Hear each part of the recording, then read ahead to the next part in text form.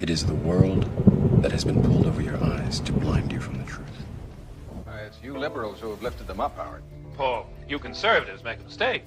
You can't afford to strangle hope in people. Without hope, people become dangerous. No, Howard. You liberals have let them invade our society. You give them jobs, political jobs. Paul, you missed the point. It's only the smart ones we move up. That makes it even worse. No, we have to move them up. If we leave a smart one in the ghetto, he might develop into a leader against us. But if we raise him up into white society, we neutralize him.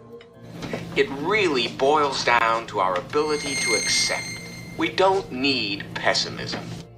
What he means by pessimism is resistance. And that's what COINTELPRO was all about, stopping the resistance. I know you're out there. I can feel you now. I know that you're afraid. You're afraid of us.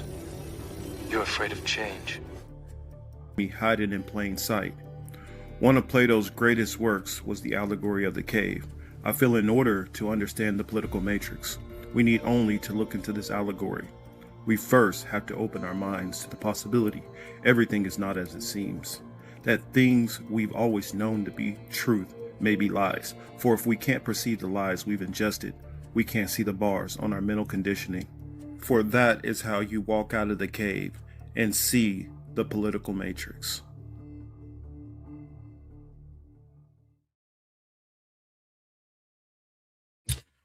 Hello, everybody. Welcome to the Political Matrix. I'm your host, Marcus Young Morpheus, here with my lovely colleague. Let me bring her to the stage, Miss Teal. Hey, what it do, guys? What it do? Hey, I'm doing a shout out to everybody that I see in there. I see Miguel is here. Jackie's here. Chamonique is here. Apologies for running a little bit late. You know, I always have to put my set back up and break it down and put it together and break it down. And so sometimes I have technical difficulties, so my apologies. But yeah, this show, I don't know why it didn't change the title on here, but let me look up what I titled it. I think I titled it Black History Month, Pam Bondi hearings, and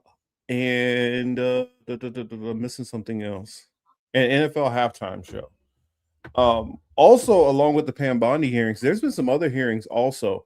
What's his name? Jeremy Carl. I don't know if you guys have heard of him. I feel like he's it's very fitting to talk about him and some of Trump's other nominees right now, along with Black History Month. For those who don't know, this is the 100-year mark of Black History Month since it's been recognized. And so it's definitely worth noting that and commemorating that milestone. At the same time, though, we still have a bunch of stuff, so we got to talk about everything going on. Sorry, go Can ahead. I pop in for a second? My great grandmother is older than Black History Month, y'all. Mm-hmm. She died at 101. Yeah. And that's insane. My grandmother would have been, let's see, she was born in 26, so she would have been the same age as Black History Month. The hell? Mm-hmm. My grandfather would have been older. See, you get what I'm saying? Like man. Well, I mean, all of my grandparents all put together would have all been right around the same age, if not older than Black History Month. It's ridiculous. Yeah. I guess a couple of things also that I wanted to bring up is just kind of what's going on in this year so far, and it's just crazy. I'm seeing certain schools, like I remember when I was a kid, it was not controversial for a school to celebrate Black History Month, and at least you're gonna talk about the bare minimums, right? You're gonna talk about MLK. Peanut butter. You're gonna talk about George Washington Carver.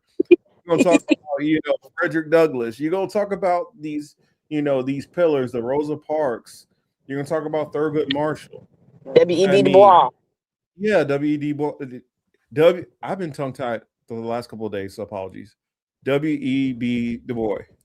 We're gonna talk about Marcus Garvey. Wait, correction. All right, I'm gonna tell you something. No, not all schools will talk about him. And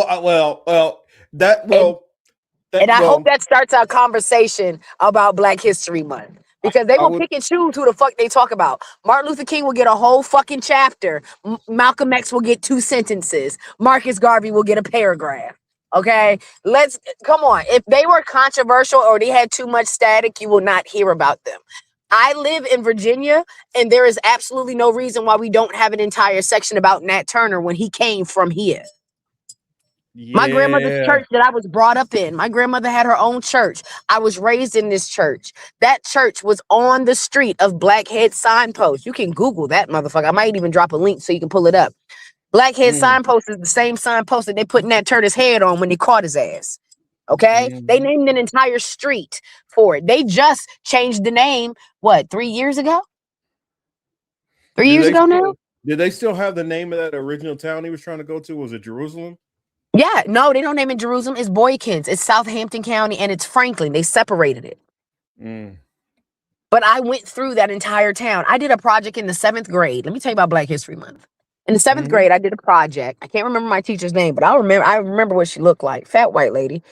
And she was so intrigued by how I was very vocal. But our Black History project, it sucked. Everybody's doing weird shit. Somebody did like Cool in the Gang and was like, oh, the first rap group. Pissed on the cave, bits on the gun. I was like, man, fuck all of that. Sugar Hill Gang. That's what his project was on. Sugar Hill Gang. Somebody else did George Washington Carver. We had about 4 of those. We had 6 motherfucking Martin Luther Kings. And here I am waiting to tell my motherfucking story because I did Nat Turner. I was say, what color was your teacher? White, fat white lady. Okay, all right. She did not let me finish my project. That makes sense because that's right. And I'll take correction. You are definitely correct. It does make a difference where you went to school, what state, what city, what school district, because I've had to learn over the years that all the schools, especially stateside, did not teach the same way and the same information. And some of those things, like I throw up George Washington Carver. Well, yeah, I did grow up in an area where we had a good amount of Black students and Black teachers and stuff like that. So some of those things that wouldn't have passed even a couple miles over into the other school district next to me were not taught. I do see some of those questions about Super Bowl stuff. I will get into that later on with the when I get into the halftime performance, but I did kind of just want to start out, strongly on talking about some of this Black history stuff. One of the people which I feel like doesn't, because here's one thing which is interesting about how Black history is talked about in the States. It's not talked about it's talked about a lot of times, sometimes even globally. They throw, I remember plenty of schools, they throw Nelson Mandela in there. And I'm like, no. I kind of feel like y'all shouldn't. I'm not exactly. I don't feel that I'm not trying to knock him or whatever, but Black History Month should be more catered towards, Black history within the United States. And I feel like that should just be what happened with Nelson Mandela in South Africa. That should be something that should go into more global history, world history. World history. Yeah, we should be talking about that kind of stuff. Just like I think there are many other events that are overlooked that should be talked about within world history. Yeah, but because we don't really know what an apartheid is. Well, yeah, there. I mean, when I was in school, they didn't talk about apartheid in school. Very, very little. They really kind of wanted it's kind of like the teacher was peeking out the door to make sure nobody was listening to her, kind of give us, the game on what was going on. And you could tell she worried about, okay, this gets back to higher up administrators. I might get in some heat about talking about this. But she still did explain to us, about the different parties that was going on. She even explained to us some of the political struggle that was going on with Bob Marley, even though those are different issues. But back to Black History Month. I remember I was just watching the movie X the other day about Malcolm X, and he brought up about why can I always blank on his name. Elijah I Muhammad, remember Medgar Evers. Medgar Evers. Oh yes, He that was guy. talking about Medgar Evers. And there's so many people you talk to about Black History Month, they don't even know who Medgar Evers is. And like how messed up it was. Like, for those who don't know, like how they assassinated King, well, they shot King at the Lorraine Motel and then basically put a pillow over his head and made sure he was dead at the hospital. For those who don't know, that's the true account. That's really what happened. He didn't die initially from the gunshot, but Nope. Medgar Evers was coming home, just pulled into his driveway and was shot from a man hiding in his bushes. Yeah. Shot him in his back while he's going in to go see his wife and kids. And on his doorstep in front of his family. Executed. Yeah. This man didn't have any, like, you could try to go at Malcolm for some controversy. You could try to go at Marcus Garvey for controversy. You can go at Martin Luther King for controversy. But Medgar Evers, clean. There was nothing that y'all had on him. That's the reason why they had to kill this man. And because he was being so effective. Other ones that I feel people don't know about or think about, which for those who don't know these names, Fred Hampton. Jot these names down. Jot these names down that we're mentioning, and they need to be researched. A. Philip Randolph. Come on. That's another one that I feel should be brought up. And for those who don't know what he did, he was trying to create a union for like the bus boys and stuff on the trains, because back in that days when it was segregated, most of the black men will work as, you know, porters and bussers and do all these different things, menial tasks on the train, chefs, meal prep, stuff like that. Now, I'm not saying a chef is menial at all, but I'm saying the way that they treated those jobs and careers and how they paid them. It's just like when you went into the military, there were only handfuls of jobs you can do. One of them was being a cook. Now, it's kind of crazy how much the military is flipped now, where you being a cook can be one of your, like, that can be something that can really set you aside and be looked at on a next level because of so many different trainings that you can receive. And that, depending on how far you want to push it, you can get out and become a Michelin chef if you want to. But it's just how different the respect on certain things are looked at now versus then, and so many things that weren't talked about. Martin Luther King's boycott of the buses.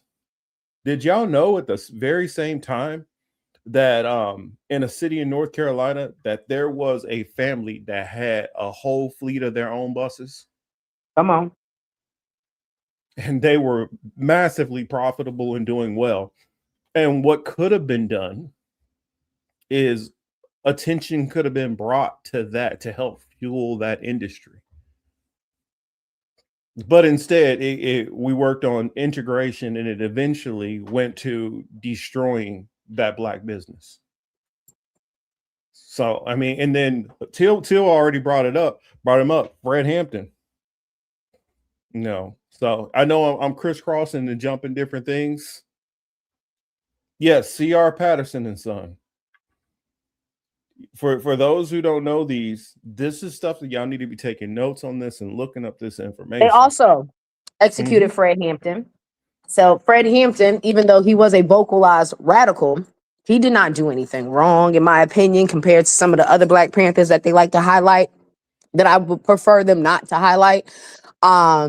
Not saying that they should not be named with the stars, but I just feel that Huey P. Newton should not be the face of the Black Panther Party, with the fact that he did not, in my opinion, do as much as some of his counterparts that don't get recognized, that died the same. Okay, Fred Hampton was shot in his bed. And they not shot only him in his bed. And not next only to his shot shorty. in his not only shot in his bed, give him more detail on how they got him like that, how they got the drop on him. So our government was infiltrating the Black Panther Party so bad, and all they were doing was a free lunch program for everybody. It was not centralized for Black people only. Fred Hampton made sure that his political party helped anybody that was disenfranchised or in an impoverished neighborhood, no matter if you're white, Black, brown, whatever your creed was. But the CIA could not be happy with that. They did not like the fact that they were working together as the lower class to not be lower class anymore. They infiltrated his shit, his meetings, every fucking program that he created. They infiltrated it all. They sent crazy this is when I be like, damn, we really needed to keep segregation, because they will send people that aren't white. They had an Asian dude that was dealing guns from the CIA to the Black Panther Party. Can't remember his name, but I got the Black Panther freaking comic book, or the Black Panther Party's I have the comic book somewhere. I gotta find it right now. But nevertheless, I have an entire graphic novel about the Black Panther Party. But yeah, they shot Fred Hampton. There it is right there. They shot Fred Hampton in his bed while he sleep, because they had the drop on his ass, because the CIA can't mind the business that fucking pays them. Oh. Yeah, they drugged him up. Cause so he couldn't wake up. His shorty kept trying to wake him up. They kicked in the doors and shot him while he slept. J. Edgar Hoover was in charge of that. Let me find it right quick. They literally pulled her away, and while she's standing there kicking and screaming, while they shot him with her right in her face. And not just like a foul. Like they emptied an entire semi-automatic in that man. Mm-hmm. And he also pushed this is something which also separated him from the other Black Panther leaders. He also inspired the movement of the Brown Panthers and the Gray Panthers. And you even had the White Panthers also. Yes. And the reason why I applaud him doing it the way he did it, because that was a way to fight the racial struggle and have people who were not necessarily a part of your same group to be able to help, but at the same time not get into a position where views and other things start getting switched up. Like, for instance, the White Panthers, they were fighting against the white power structure, but at the same time they were able to throw in some of their own issues that they saw as white people that they were dealing with. The same with the Brown Panthers. The Brown Panthers were able to fight with the Black Panther to fight against this racial system, but at the same time be able to fight for workers, for brown people who were on a lot of these farms and stuff like that, who were not getting treated properly. And so because they were able to create this movement that worked in collaboration but was also decentralized, and also was collaboration across different racial groups, mainly pushed by Fred Hampton, because the other Black Panthers, they were like, nah, that's they shit over there. We don't really care about that. Yeah. And I'm not even saying that they're wrong for saying we just want to focus on us. Some people can't navigate their issue and do the collaborations. So that's what I'm saying. I'm not throwing shade at those other Black Panther parties which were doing their own thing separately and only wanted to deal with their struggle first. I mean, a lot of times I say that. I say take care of this issue that you need to take care of and then move on to the next one. So I can't fault them for that, because a lot of times when you start adding all these extra issues on top of issues on top of issues, it gets so convoluted, and then it's trying to figure whose issue is going to get taken care of. Because when you bring these demands to power don't acknowledge everything, and they're not going to. They're going to pick out, especially you come to them with 15 things, they're going to pick out 2. Say, all right, boom, we gave y'all this, get the fuck out our face. And then what happens is you got the rest of the people in that movement getting left behind. I don't know. Am I right or am I wrong? He's right. He's right. And just to close out Fred Hampton, being that he was my favorite, I just want to throw out the fact that, yes, they drugged Fred. He died. He was shot in his back, face down in his mattress. Mm-hmm. He was also the president of the NAACP's Chicago party. He created a recreational center for his city. as well as he made the free lunch program for black and white kids. He had after school programs for the children and before school programs. He made sure every kid in his community ate breakfast. This It's I'm not ridiculous. sure. Jackie asked this question: Was Fred Hampton's mother Emmett Till's babysitter or godmother? I know there was some connection, but I can't remember what it was. I'm thinking babysitter. I think that sounded right, but I'm not sure. So I'm like, don't quote me on that. Do you know? This is No, but I'm going to find out. This is where Yonina had her receipts already. She's like, yes, it was, and Yeah, where is hey yo? She also was named by blah blah blah. She would have knew everything. Yes, you are right, Chris H. You cannot have the rise of the Black Messiah. Talk about my baby Fred. Yeah. They feared, but also they feared this. That's the reason why they start taking out so many of these different leaders. Now, the only difference is I feel Malcolm was the only one where there was collaboration where I'll say the Nation of Islam actually wanted him dead also. And so they were willing to collab with the CIA. That's the only thing where I feel is different than a lot of these other leaders. I don't feel like Jesse Jackson was over there like, hey, we need to get rid of Martin. No. That's where I see the difference is. And to Jackie's question, yes, she was the babysitter of Emmett Till.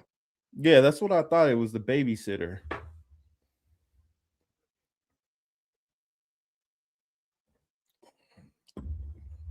And then like one of the big ones that was taught mainly like where I grew up was Thurgood Marshall was a big one. Well, think about it. I grew up in the state. Yeah, I was about to say you grew up in the Midwest for him. Separate but equal was argued in the Kansas Supreme Court. Yeah. And so that's one of the things which set him off to being, set him into being the first Black Supreme Court justice, and well deserved. I mean, whether he would have been the first or not, that's a man who was definitely qualified to be a Supreme Court justice, unlike the clowns that we see today. Oh, Clarence? I'm not even just going on Clarence. Clarence is a disgusting embarrassment to me. Embarrassment to our community. I think damn near all the Supreme Court justices are a joke compared to him. I think you put a case with him to go against any of the 9 who are up there right now, and he would decimate them in an argument. I don't think any of them, Justice Kennedy, some of the older ones, Scalia, Roberts, Kagan, none of them were on his level. There's another one that I'm forgetting. I feel like I need to talk about this one because he doesn't get nobody talks about him nearly enough. And Thurgood Marshall also, shout out to Maryland. He's from that DMV area. DMV, baby. But another one that I feel like never gets talked about nearly enough is Ralph Bunche. Ooh. Ralph Bunche literally like many of the like the UN envoys and stuff like that now still like read into like what he did as far as negotiations and dealing with state matters and stuff. And for those who don't know who this man is, Ralph Bunche became a trying to think of what are they called? They head over to other countries, diplomats. I was about to say a liaison. Yes, liaison, diplomat. He was all of those things, and he was a liaison on part of the United States government dealing with NATO and stuff like that. And so, through the many different things that he did, like people wanted him to get off into politics and all that, but he kept it basically on statecraft, and he only cared about trying to negotiate some of the biggest. There's so much stuff that he's negotiated on a world level that most of us don't even know that he's responsible for or things that were prevented that most people in the time were able to sleep comfortably in their beds without realizing this man was literally stopping countries from going to war. We're stopping famines and plagues in certain areas because of his negotiations. Not only did he get his master's and doctorate and all that, he had something like 15 to 30 honorary doctorates also. Highly, highly esteemed, highly educated, very brilliant man. And I think instead of your kids wanting to grow up to be the next Obama, grow up to be the next Ralph Bunche. That's what I would say. Or Thurgood. Or Thurgood too. Or damn, it's on the tip of my tongue. Or Colin Powell. Yeah, or I mean, and even though I Shirley Chisholm. with what Colin Powell did once he got into his military, I mean, outside of his military, outside of the military thing, yeah. But military career, this man was, whoo, Not yes, Black James Bond out this bitch. You better. And I'm the same way. I recognize his hard work until he got showboaty. You know what I'm saying? Until he became the face of something. I see him the same as a Condoleezza Rice. Yes. I still all that give hard her work to credit be a and respect. sellout. Yeah, I give her all her respect and credit, and I'm glad that she was able to pry herself away from politics, and what she's doing now makes me like, okay, I can forgive that 8 years when you went stupid. You lost your motherfucking mind. Yeah, but you back to doing good things and smart, respectable things. I can deal with that. I mean, there's another one which I don't feel is ever talked about. Well, and I know about this one because I was in Air Force Junior ROTC. Benjamin O. Davis. He was a Black Air Force general who taught a lot of the classes for the first initial wave of Black pilots. And he's the one who was the general who was in charge of the Red Tails. I was about to say, I swear he was a Red Tail name. So thank you for confirming that for me. Mm-hmm. And so, for those who don't know about Red Tails, that's more homework for you. I know I'm doing it kind of in a boom, boom, boom, just hitting you with stuff and moving. But well, shit, we got 100 fucking years to get you in 35 minutes because we got a lot of shit to talk about. So here's your crash course in Black History AP. Yeah. This is Black History AP. Yeah, it's Black History AP. We not just, if you don't know these things, then you need to go study up on those, and we keep moving. Yes. Shirley Chisholm is one of my Black women that I like to talk about. Facts, speak on it. Shirley Chisholm, first Black woman to ever run, first woman, period, to run for president. Yeah. Okay? Held down the fucking fort. You talk about a pioneer. That woman right there was a pioneer for all Black women. People want to be Obama so bad. No, be Shirley. Somebody be Shirley Chisholm. Mm-hmm. And if we just get out of the political aspects of Black history, let's talk about other ones. Dorothy Dandridge, Harry Belafonte. They were also activists and actors. Alvin Ailey. Come on. Yeah. There's so many that you could throw out there. So many. Red Fox and Martin Luther King. Red Fox and Malcolm X were best friends. Dick Gregory. These are activists and Jim Brown. Jim Brown was there too. Yes. Yeah. Yes. You mentioned like you mentioned with Harry Belafonte, there was this like meeting of minds. And this was like Harry Belafonte, Jim Brown, Red Fox, who else was there? Malcolm X was there. Medgar Evers was there. And wasn't Ali there too? Ali was there. Yes, he was. Yeah. Kareem was there also. Kareem Abdul-Jabbar. Yeah. You had all of these black titans and leaders within all of these different spans, which came together for civil rights. Like, okay, so how are we going to go about this, and which way should we do that? And that's when you had like true Black leadership and power. while you threw out another powerful woman in Shirley Chisholm, I got to throw out, Hattie McDaniels. She was one of the first black women to win an Oscar. I mean, powerful.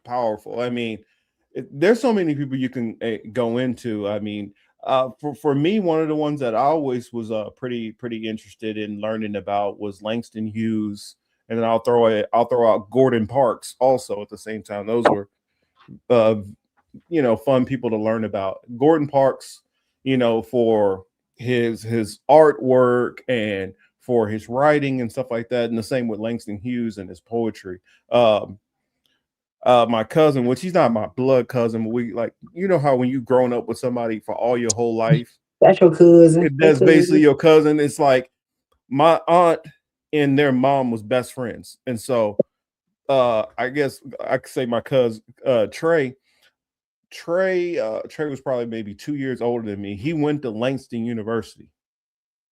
Ooh. Mm-hmm. Graduated from there while his brother graduated from Kansas University. But I mean, there's so many stories to go into. Said my mom's told me Shirley Chisholm's parents were from Barbados and Guyana. She's actually, yes, that is the truth. Benjamin Crump. Oh. Well, yeah, I started that one. I was like, we're gonna make sure to answer that one. And this is one thing about Black History Month, which gets especially right now with a whole lot of the FBA stuff, things have gotten so convoluted. I get it that you're talking about what's happened in America, but that doesn't exclude people who've come, black people who've come from other regions to America and then became a part of the civil rights struggle also. Just like a Shirley Chisholm, they would look at her as she's a tether. Well, you would be saying the same thing. You'd be saying the same thing about a Marcus Garvey also. Yes. You would be saying the same thing about many of civil rights leader Harry Belafonte. You'd be saying that about many of them because there are plenty who came from other places, mostly the Caribbean, whether that be, Jamaica, Haiti, Barbados, Trinidad, Tobago, many of those places, and then came in to the country. Or there are some who left and went to Liberia when they were trying to make Liberia a place for people descendants of slavery, and they were going to try to make that a country for us. Which part of me kind of wonders, man, what could have happened if that could have, been something? They would have came and tried to steal our resources like Venezuela and everybody else. The fuck? I know. That's the reason why it's I've been more in this camp of, you know what, damned if you do, damned if you don't. And I still think even if we did it right now in 2026, let's say in Montana or some shit, found some city and decided to just, all right, all the black people in the country all move there and build our brand new, Seneca Village, our brand new Black Wall Street. It'll be burnt down in a month. Exactly. It'll be burnt down in a month. You just said it. Or Lake Lanier. Or Lake Lanier. Hello. Flooded us out. Mm-hmm. Rosewood. Let's talk about that part of Black History Month. Let's talk about all the massacres that they did. Rosewood. And while you're talking about it, I'm not gonna play it, but I'm gonna put my old video up on the screen.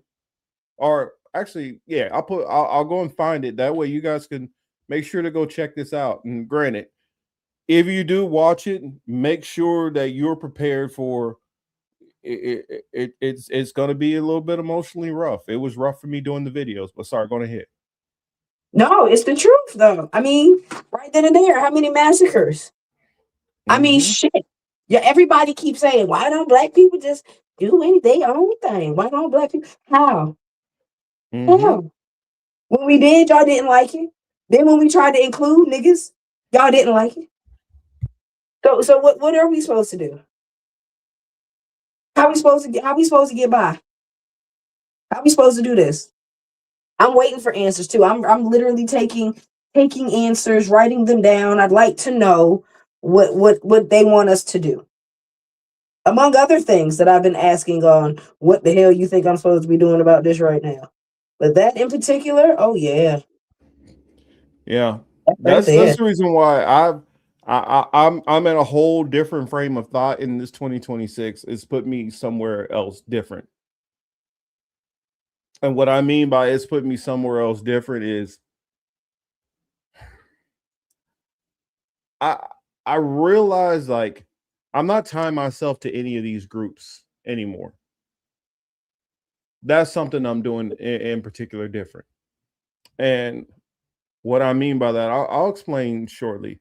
But I'm aligning my in short, I'm aligning myself with like-minded people who I can align myself with. I'm not gonna go playing the games anymore. Let's see. Here, let me put this on the screen. How long ago did I do those videos? Was it live? Did I do them live? No. I don't think I did the videos live. But I did one video and I just listed through some of the atrocities. Oh, here it is. So let me share my screen and let you guys check this out. This is in the videos section.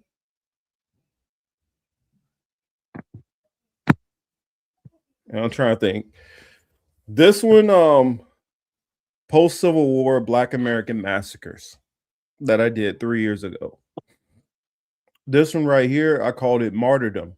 Prominent civil rights leaders and victims, which victims, some of the people were just one of them was so it was so weird to even explain it. It was like this person was assassinated for witnessing a murder. This person witnessed that murder and got assassinated. This person witnessed that murder and got assassinated. A couple of them were they decided to become the first black whatever, first black deputy, first black mailman, and that was a death sentence. Ooh, child. This is the one. I don't know, Teal. Should I show a little bit of it? I think you should. I think they need to culture shock is something that's been a part of our lives. It's in our DNA. In 1972, Jackie, he ran for president ran for presidency in 1972. Which one should I show? I should show the massacres, right? Yes. Because you were bringing up these if we were to start our own towns. Yes. So let me show this. I'll pull this one up real quick.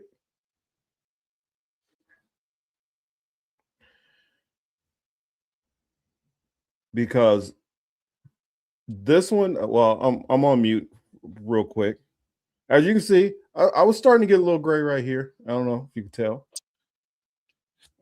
But here, So now I he guess puts fresh fruits and berries in his hair like King Jaffe Joffa. and while you saying that, I really do. Wow. But I It's just did a little bit. natural. I did a little bit of an intro. And once I get past the intro, I will just go ahead and let a little bit of this play. And here, let me mute up.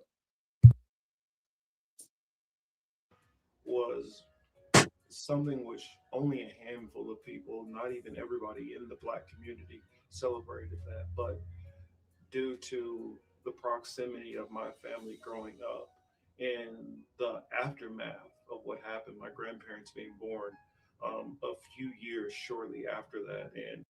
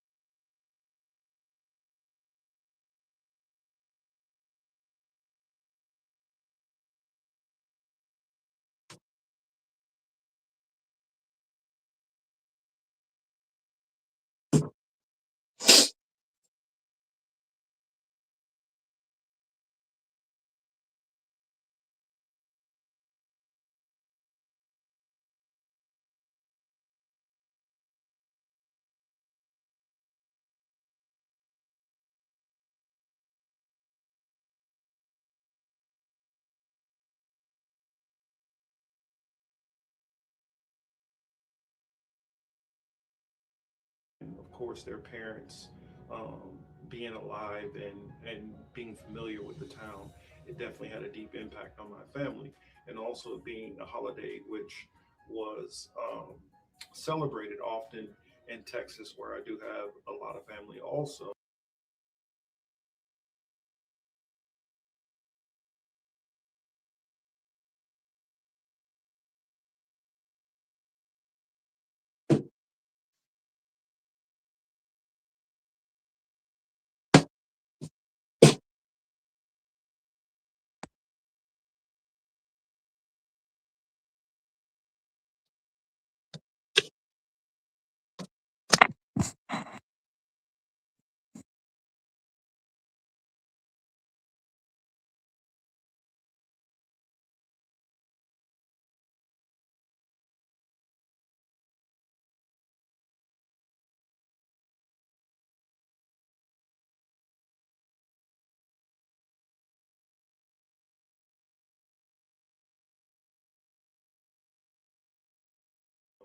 Um, it's always been something which I've known about. So, and so after the Civil War,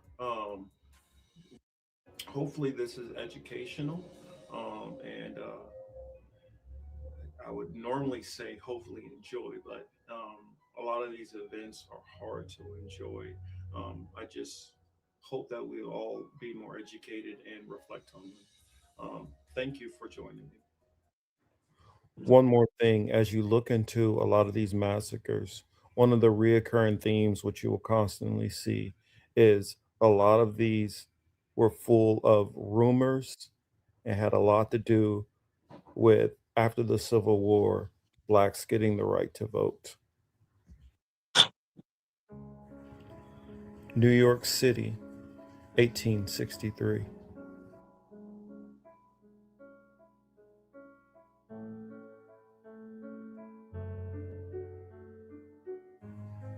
New Orleans, Can y'all hear that?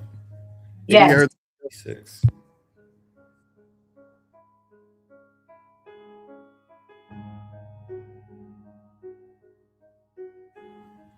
Memphis, Tennessee, 1866.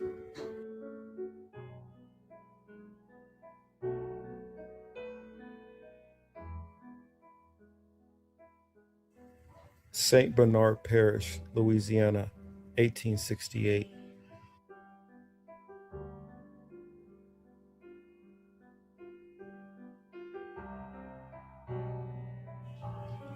Opelousas, Louisiana, 1868.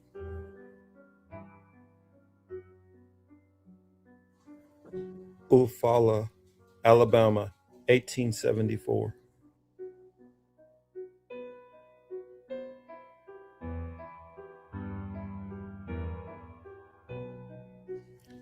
Colfax, Louisiana, 1873.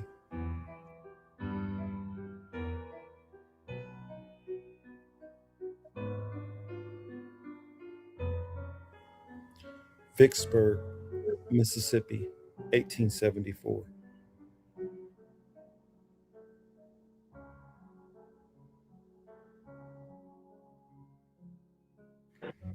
Clinton, Mississippi, 1875.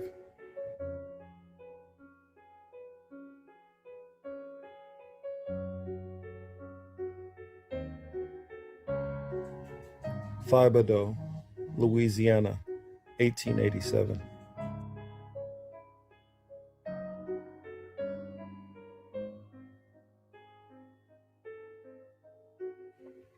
Wilmington, North Carolina, 1898.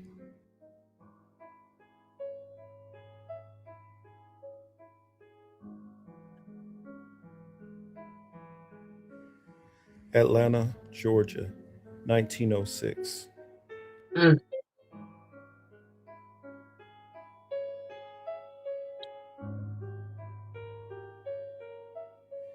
Springfield, Illinois, 1908. Setting these people on fire.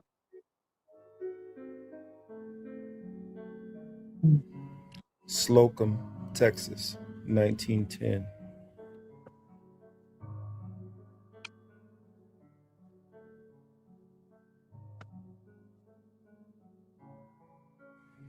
East St. Louis, Illinois, 1917.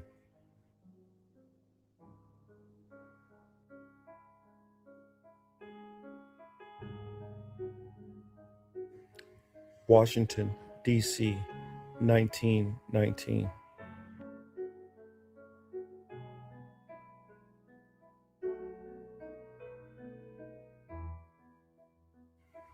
Chicago, Illinois, 1919.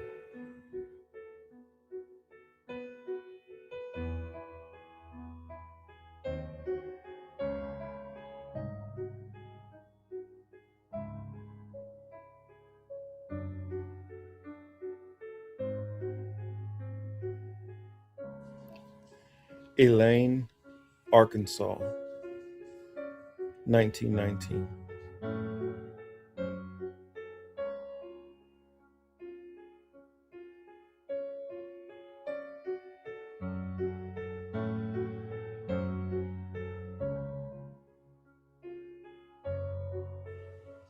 Oco, Florida, 1920.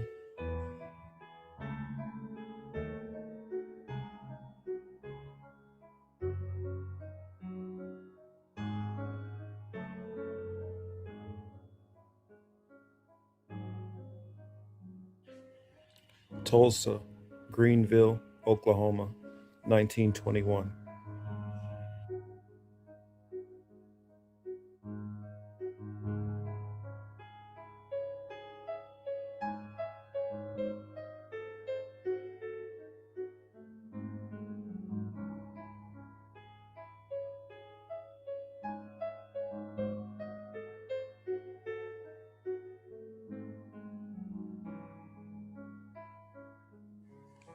Rosewood, Florida, 1923.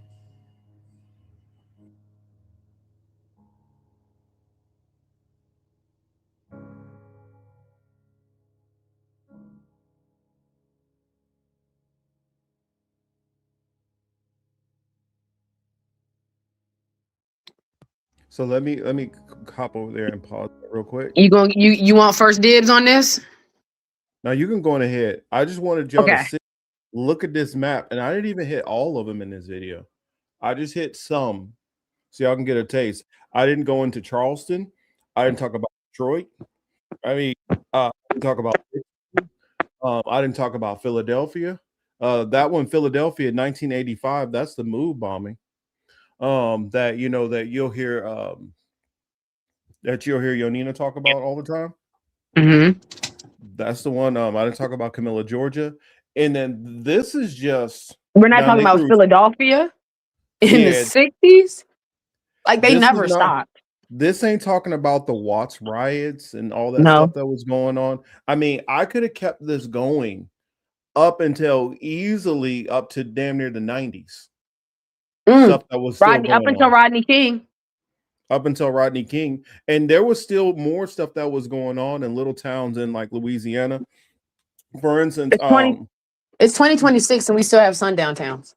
yeah, for instance, Liz right now is watching what's the show? Dairy. Yeah, It's the welcome to whole Deary. Stephen King, it's the whole Stephen King thing. And Yeah. there's a scene in there where I won't go into full detail, but I'll just say something like this happens. And then they spin the story as if just an electrical fire happened. There's so many of these different incidents that happen that are completely swept up under the rug, that are blamed for something else. Numbers of how many people were attacked are just kind of ignored, wiped off. Let's not even pay attention to it. And so, and these are large scale massacres and riots. We're not even talking about where one or two, black kids were walking home and never made it home, or the Klan decided to just go into somebody's house and take somebody out of their bed and lynch them. We're not even talking about those, or how many times they went to a jail where somebody was presumed guilty of some crime. Change of plan. They decided to enact Klan justice. I mean, Sandra Bland, Sonia Massey. We can name some real women. We can name some real names today. They have not stopped. The police have always been the KKK. And now I'm about to start my rant. I want y'all to take a moment to think about all the people that they murdered and killed and massacred. And y'all got to understand, like we just said, this is the 100th year of Black history. Y'all saw that all of those, the Tulsa massacre happened 100 years to COVID. We are closer to COVID. And that was 100 years since they bombed an entire Black community just trying to live and thrive. Think about the doctors, the chemists, the scientists, the authors, the writers, the actors, the activists, the veterinarians, the people that might have created something that might have saved cancer. Think about all the lineages that they killed and stopped based off of the massacres. Granted, that's what they wanted to do anyway, but it sucks. Because people always say, well, y'all have Black History Month. Yes, it's the shortest month of the year for us to revisit the fact that y'all don't let us live. And the majority of the 100 years that we're sitting here trying to reminisce is just looking at us just trying to fucking survive. That's it. We were just trying to fucking live. Our Black history is us having to go through the perils of living. That's what Black history is to us. We don't get to highlight the Kareem Abdul-Jabbar's. That's the projects y'all want us to do. Y'all want us to do the Martin Luther King projects. Y'all want us to do the Kareem Abdul-Jabbar's. Y'all want us to do the Magic Johnson projects. No, nigga, fuck all of that. Our history is us just trying to fucking live in this country that we didn't ask to get here. If some of us did get on those ships. How can y'all give us Black history and then within 100 years of us having it, try to tell us we shouldn't celebrate it? Now we have to have it taken out of textbooks. Now it's criminalized to even speak about it. When all of our history literally is trauma. The only reason we have these good stories is because you kind of let that nigga live. They could shuck and jive. They could shoot a basketball. They can follow orders. Those are the ones you let live. But the ones that might have actually did something in our favor, the ones that could actually get us out the slums, the ones that can get us out the hood as you look at your rapping friend, those ones, y'all had to kill them. I literally watched, I have a student drive. I don't know how this got into my my administrative drive, but there's a book report in my drive of a kid doing a book report on fucking Trey Songz. Trey Songz. That's what they chose their book report on. Fucking rape them, steal your girl, trigger Trey. And I put money on it that child knows nothing about the other people we talked about, let alone these massacres. I get riled up for my people because we don't even get the chance to breathe. And it sucks that I can't breathe is connected to motherfucking George Floyd when all in all, our entire existence in this country, we have not been able to fucking breathe. The Klan has turned into the police that has turned into ICE. They just get a different fucking 3 letters. They changed KKK to PD, from PD to the CIA, FBI. They killed all of the Black fucking Panthers. But in the same breath, they're going to tell us, well, you should get over it. Get over it? Any cracker that got the audacity to tell me to get over slavery, I hope I can smack the taste out your mouth. I really do. Because how dare you try to tell me, oh, just get over it, when that's all of our history anyway. No wonder you're trying to take it out the books. We have more massacres on this fucking map, not counting the ones that they didn't get a chance to get to the newspaper about. We have more massacres on this map than we have good Blacks to even make a book report about. This shit is crazy. So yes, welcome to the Political Matrix Black History Month AP class. Because we're going to teach you the shit that you really need to know about. Look at this map and think about how many fucking families are no longer in existence because their family died that day. No more lineage, no more offsprings. That name is dead. And it's probably shoved into an unmarked grave that we'll never see again. That probably got bulldozed over and a fucking Buc-ee's is fucking built on top of it. Think about all the kids that never made it home. The women that were raped and murdered and left in the woods. The husbands that were coming home from working a hard day of work and being strung up to a tree. Never heard of again. Children being burned. And they would bring their kids to watch it. So I'd be damned if anybody want to fix their fucking mouth to tell me to fucking forget when we are literally living amongst the children that watched it exist. The same congressmen that y'all tell us don't trust the government, no wonder their fucking fathers taught us how exactly they wanted the government to be ran. What's his name? Mitch McConnell, old fucking ass. I put money he's watched the lynching. I would bet my entire check he's seen a man get strung up. And he didn't bat a fucking eye. But he's worried about if his fucking name is in the Epstein file. That's what got him shaking in his boots. So yes, please don't be alarmed by the Epstein files. Oh my God, they're eating children. They've been eating us. They got a fucking book about it called The Delectable Negro. Go pick that motherfucker up too. Yep. When they finally got Nat Turner, you know what they did to him? They skinned him alive. They boiled his body. They made gnat grease out of him. They used his skin to make chairs and lampshades. You wonder where Ed Gein got it from?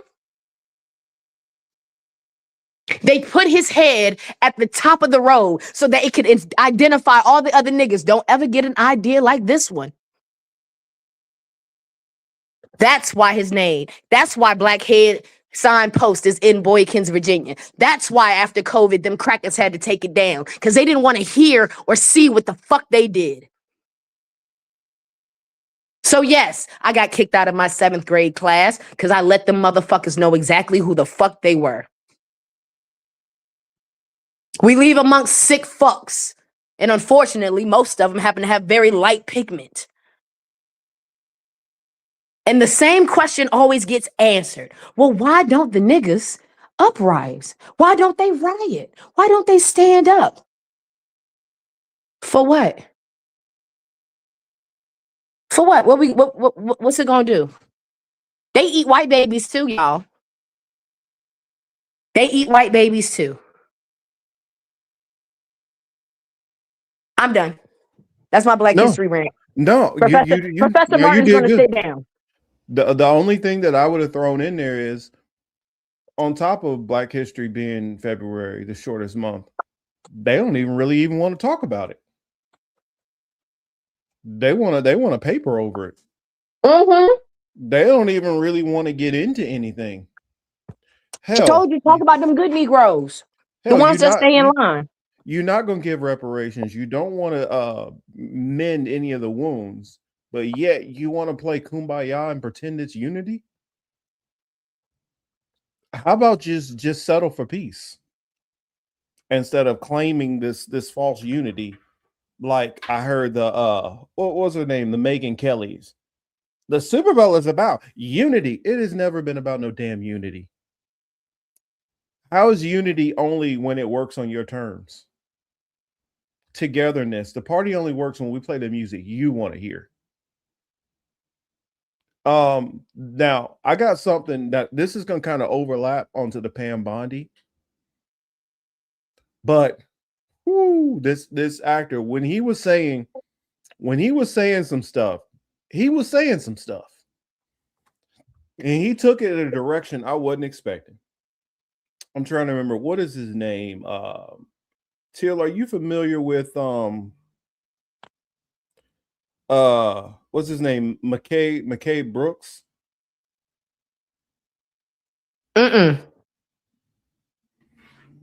I basically only remember him, and I know y'all get y'all little jokes out, but the show Desperate Housewives.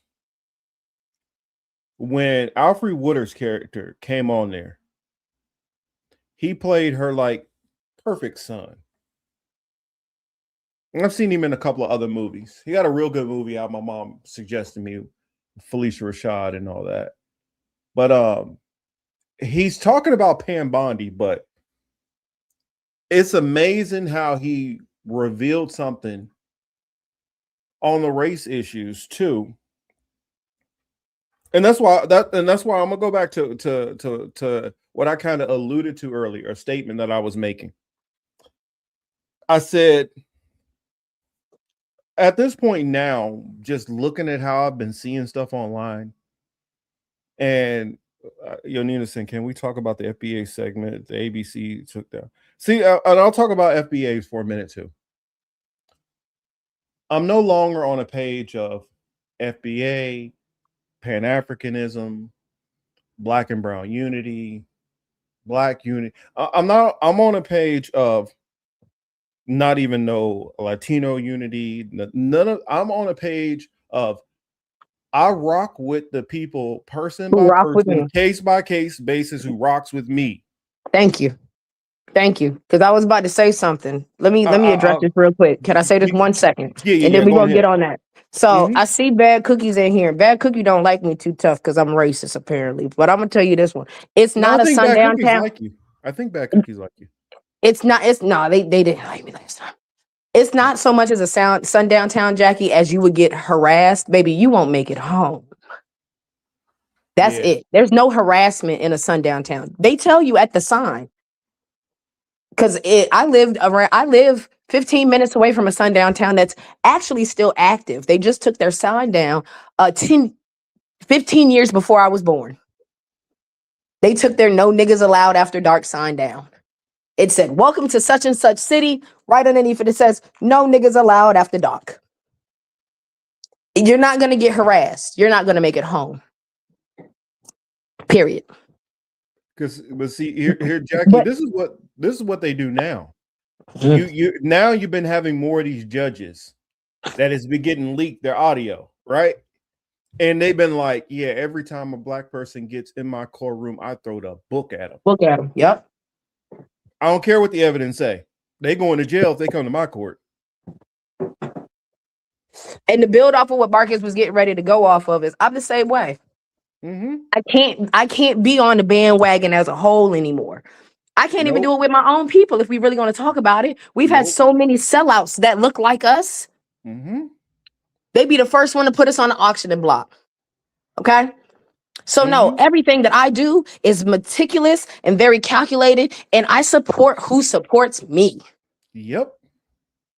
Because at the end of the day, if we both get stopped by the police, is you gonna have my back? Because I know I'll have yours. Mm-hmm. And that's a wild place to be when you can't trust your fellow colored brethren or sisterin. You feel me? Black, brown, Latino, Asian, the whole nine. I got plenty of stories that I can give you about Black people being on my side and being my biggest enemy. Some of the people trying to make sure I was no longer breathing. I got stories of brown people who have been right there having my back. And at the same time, I've had other ones who have been calling me every dirty name in the book, wishing nothing but harm on me. So I'm not about all this or all that. Just like, for instance, there's plenty of Africans I see out there now who have been real big up in, Black people and trying to do a Black unity worldwide. But I do know at the same time, I take my ass over to Senegal, Gambia, the Ivory Coast. I can still get fucked over by those same Africans who say that we supposed to be we Black people, Black unity. So I'm not with all this this group mentality shit anymore. I'm over that. Also, I mean, granted, I'll talk about this later on with the Super Bowl halftime stuff, but looking at Bad Bunny's performance, I'm thinking, especially in the Latino community, there's going to be a whole lot more. Hey, can we just let bygones be bygones and be cool and be all that? And it just disheartened me so much reading some of the comments. And I'm talking about only between Latinos. So, and then on other stuff, I'm going through reading the comments from Black and brown people. And so I get some positive, I get some negative, and I'm starting to realize it can't be about this whole group and that whole group no more. It cannot be. The only way to keep my sanity and have self-preservation is to take each person case by case basis and deal with each person as an individual. Yes, is it plenty of white people who have been these devilish, evil people that have done these things that we've talked about throughout this whole video, the video and what we've talked about, Black history. But at the same time, have I had some white people who have had my back more than anybody and were willing to stick their neck out and literally die for me? Yes, I have. Yes, I have. So yes, I can't sit there and play this game and be mad at this white power structure and system and treat all white people like that, when I know even in my own hometown and cities I walk down, I am not safe to walk down those streets because another person who looks just like me can be the person who ends me that day. Just like I don't know how many times I've talked about it recently, or for those who don't know, I've talked about it plenty of times before, but before I graduated high school, I was a pallbearer over 10 times easily. Come on. Burying my classmates to gang violence. Some of it gang violence, some of it was just somebody was popping off at the mouth to somebody and they didn't give a damn about you, your family, how anybody felt about it. And when I've seen other Black people kill other Black people just that quickly, and I've seen brown people kill brown people just that quickly, and I've seen white people do some of the most horrendous things ever to white people also. It's no more, this is the good team and that's the bad team. Fuck all that. I'm not with any of that dumb tribalism anymore. I build my community on case by case basis, person by person basis, and that's it. Prime example would be Emmett Till's cousin. Watch that boy get snatched the hell up. Didn't do shit about it. Mm-hmm. The people that got Martin Luther King killed, his own people. Mm-hmm. They shot him. Black men shot Malcolm X. Martin Luther King probably was shot by a white person. They just blamed it on it. So we, here's your justice. But let's go back to that before for those who don't know, I think that's very important to talk about how Malcolm was taken out.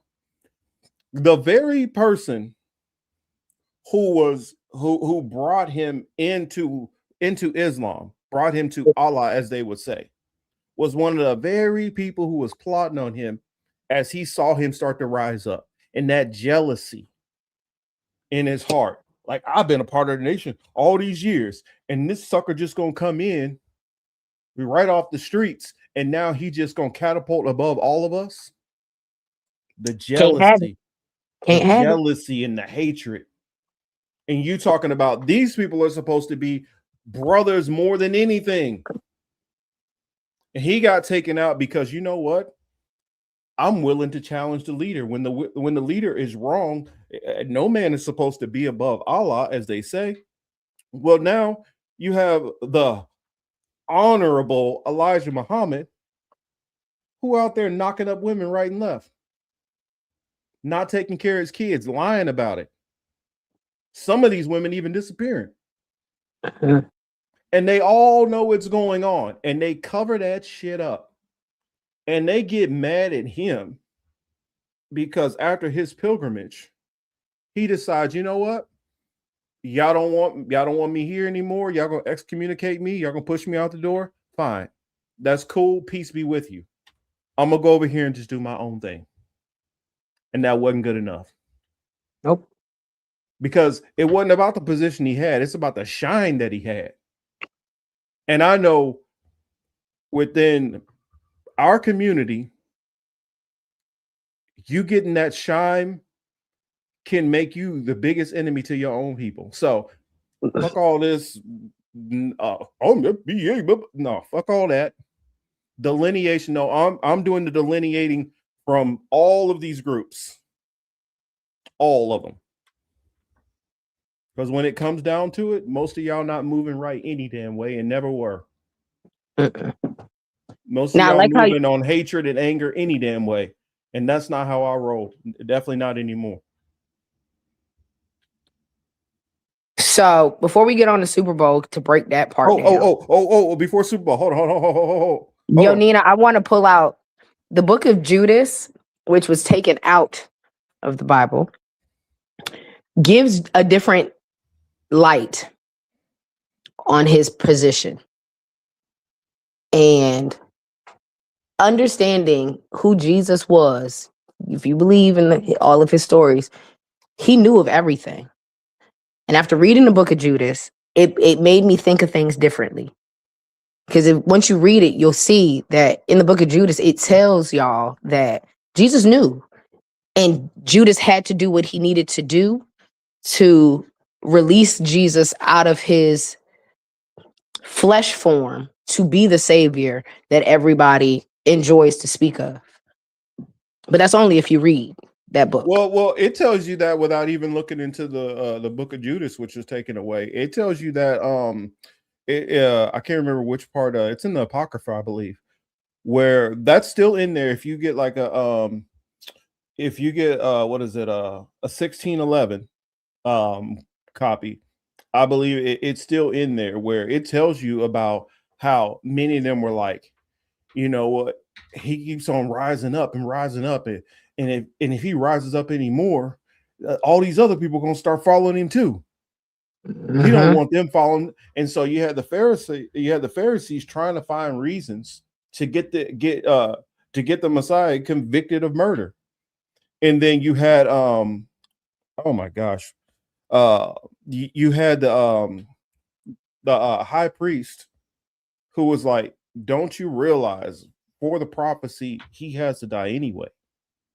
Yep. So I get it, y'all. You had one group of people who were like, yo, this is a prophecy, so it kind of got to happen. And then you had these other people who it wasn't about prophecy for them. It was just hatred and jealousy. And so it was always that hatred and jealousy that was always a component of it. And even though he had only his people around him, Hebrews, those were the people that he kept around him. Those are the people who started to foment the conspiracy. Now, there were also Edomites who were within that land also who wanted his death too. But that's a whole nother story. We're not going to go there. But anyway, my point is, oh yeah, it was always a conspiracy. And that led to that push. But I got to show you, once I show you old boy's face, you're going to recognize it. Granted, this is going to be talking about Pam Bondi, which I do want to talk about. But what he says in here ties to the issue that we've been talking about once he gets to the second half of his statement. So I got to show this. I already know this is about to spin you up. Oh, Lord. This is about to spin you up. So I'm just giving you your fair warning, Till. Lord. Marcus was trying to get a rile out of me today. We talked about doing Black History, and I'm about to be riled up all episode.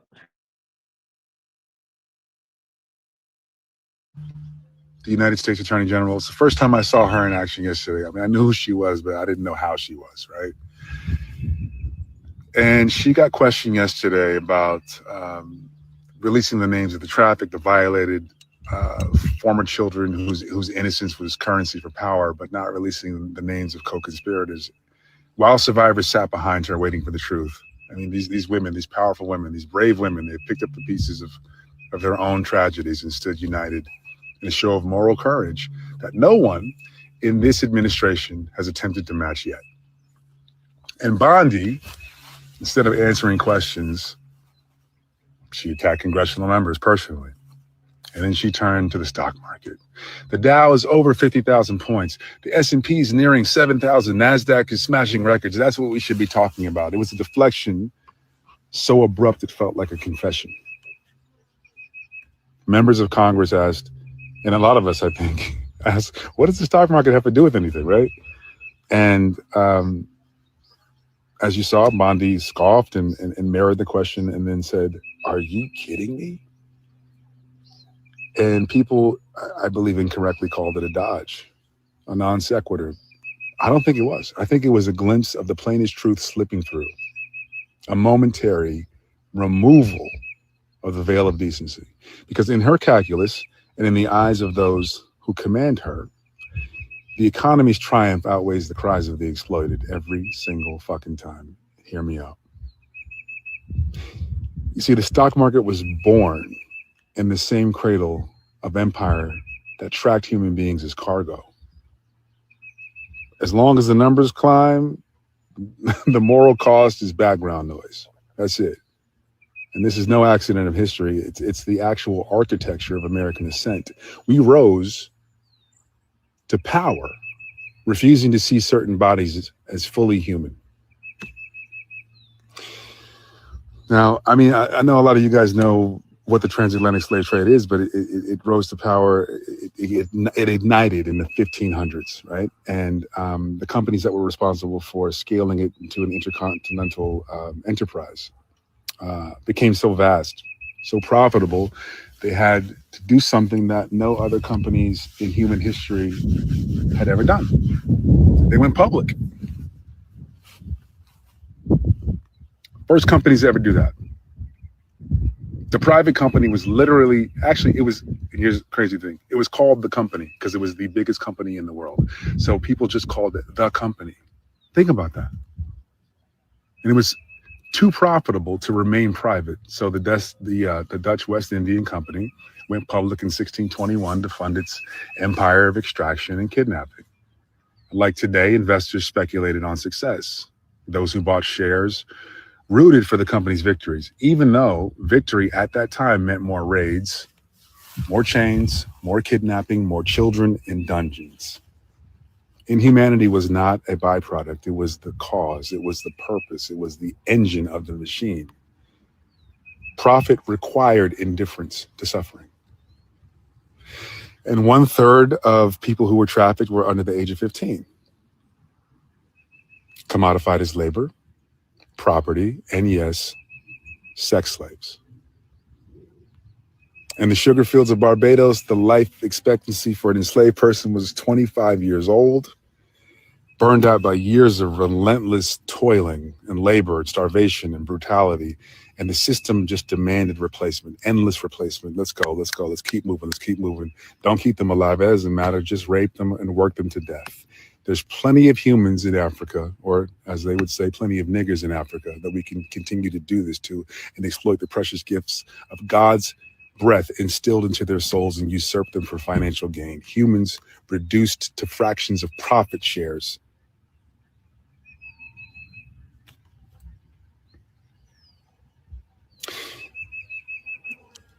And that's the genius of the market, right?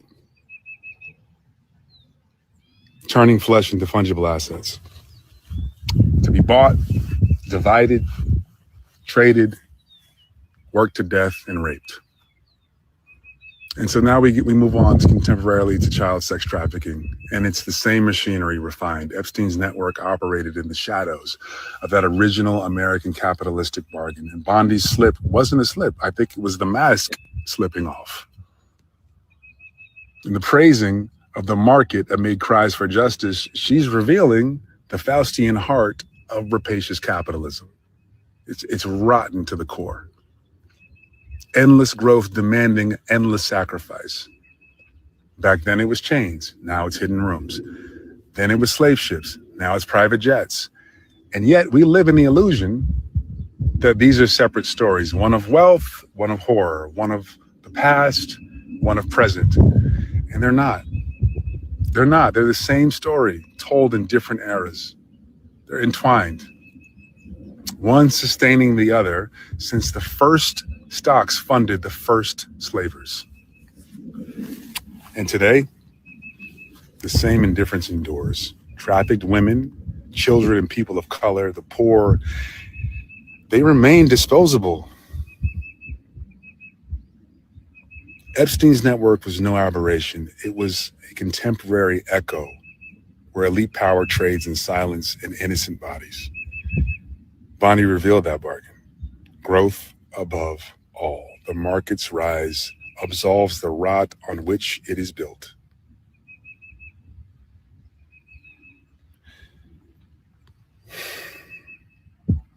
Look, to confront this, that's to face ourselves, not just our past, not just our present, also our future. Acknowledging how far we've come by refusing to look down at those the system was built to crush has to stop. We have to name it. We have to name the connection. Because if we keep celebrating the climb while ignoring the backs who bear it, we remain complicit in the oldest American sin, and we cannot heal. We cannot move forward. Past is not prologue when ignored. It is merely prolonging pain. So to anyone in this administration with a heart, this is your moment. Step away from the ledger of power and return to the simple human truth. A moral compass does not bend for a fucking boss. Come home to humanity. Be the first domino to fall toward justice. If you do, you're a hero. And we, the ones on the right side of history, will embrace you as a witness to evil. And if you don't, history will name you something else entirely. The choice is yours, and I hope you choose light.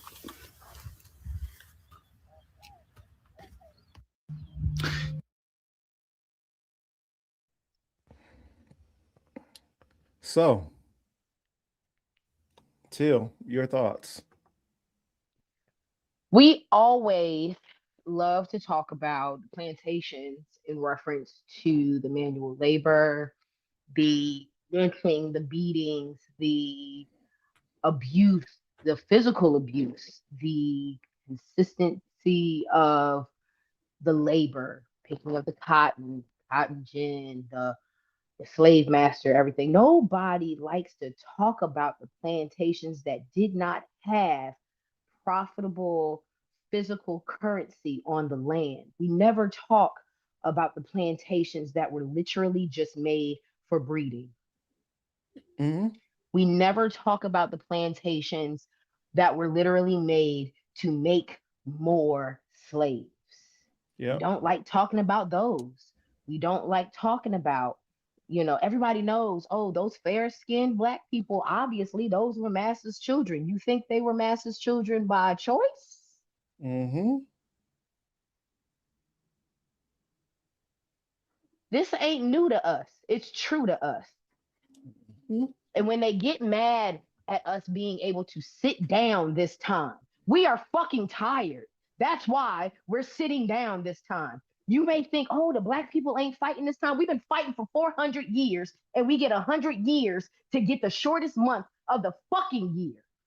That's what we got so far. So what are we fighting for? Y'all always like to throw us in somebody else's juice. Where's the help when we needed it? Case by case. For years, people get to choose case by case when it came to us. Heaven forbid we decide to catch a little wind of that and do it ourselves. Talk about the breeding plantations. Talk about the women that were literally just bought. Yes, bought. 25 cents on the dollar, highest bidder on the auction block. Already separated from the children that she chose to make, to the husband that she wasn't even supposed to have. All to get separated, beaten, and raped again to make another group of Black people, children, that would either become what? Gator bait, a sex slave to the next master, another breeder. They've treated us like pit bulls for the last 400 years. But now everybody's up in arms about some Epstein files. So if every one of those children for the last 400 years had a name instead of a number, if all of those children for the last 400 years had a face or a picture that y'all could see in a redacted file, would y'all have that much animosity and hatred then? Because they've been putting it in our history books for the last 100 years to tell us to celebrate the good that we got. Celebrate the basketball players, the Black Panthers that we let live, the civil rights activists that we let talk a little bit and then clip the fuck off. What about their children? What about Malcolm X's children? What about the King children? What about them? Oh, give them a scholarship. Shut them up. That's the best y'all can give us. Or y'all can get part of the minimum wage. Enjoy being put back into the system. Yes, I'm riled up today. Black History Month isn't something that is easily celebrated in my neck of the woods.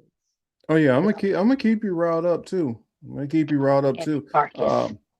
I like some. This is one of the few times where I let loose and I talk about some things, and it can't all stay bottled up and compartmentalized. Jackie says here, inhumanity has always been the engine of the machine way before 1620. They just got really good at it by then, thanks to all the hundreds of years of practice. Exactly. And evil empires. And the crazy part about it is, if you really want to dig deep, when you look into the Dutch East Indian Trading Company, and you look at them and you look at where did that money come from? Where did the money come from before that? Where did it come from before that? And you keep just tracing and digging back layer and keep peeling back those layers of the onion more and more and more and more and more. You'll see generationally, this thing has been passed down. And only thing that's happened is a different group of these handful of leader class has just moved their operation to a new location. And where they first got this understanding and knowledge of this off of, I was just explaining this to somebody the other day, was off of the Silk Road. Because of certain groups' proximity to the Silk Road, they were able to understand the Arabic form of banking. And through understanding the Arabic form of banking, and then adding usury onto banking, is how empires were built. And what they found out, many of these people, is if we just seize the power completely once we get to those upper levels, we get persecuted.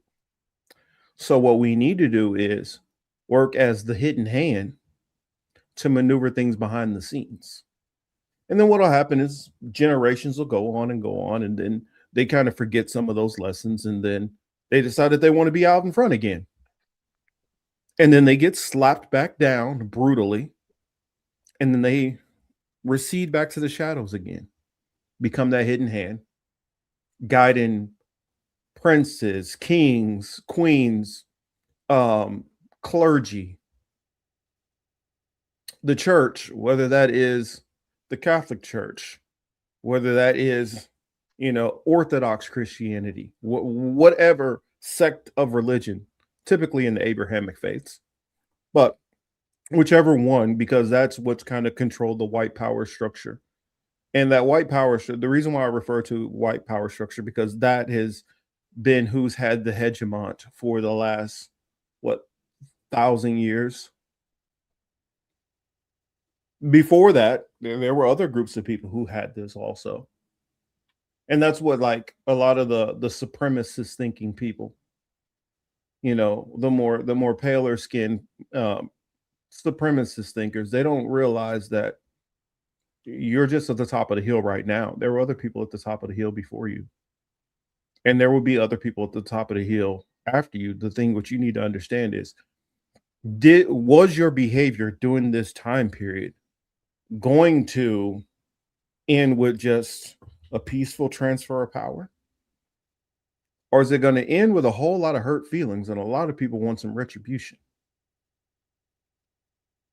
That is a big question. And that's where I think some of these people have led into their mentality on how they deal and handle with some of these things, and their fears that they show There was another video I was going to show. I don't know if I find it, I'll show it. But the comedian Godfrey, sure y'all familiar with Godfrey. Godfrey was talking to a former NFL star that he goes by the name KGB. His name is like Kabaja Biamila or something like that. Who is a children of Nigerian immigrants. And Godfrey, being a Nigerian immigrant himself, really goes in and breaks down how Nigerian immigrants and Korean immigrants and Mexican immigrants and all of these immigrants to the United States, how instead of having a negative view towards Black people, should have more of an appreciative view and a collaboration, like a sense to want to, work together. And some do, don't get me wrong, some do. But for the ones who don't, them not understanding that their prosperity in today is incumbent off the struggle of Black bodies.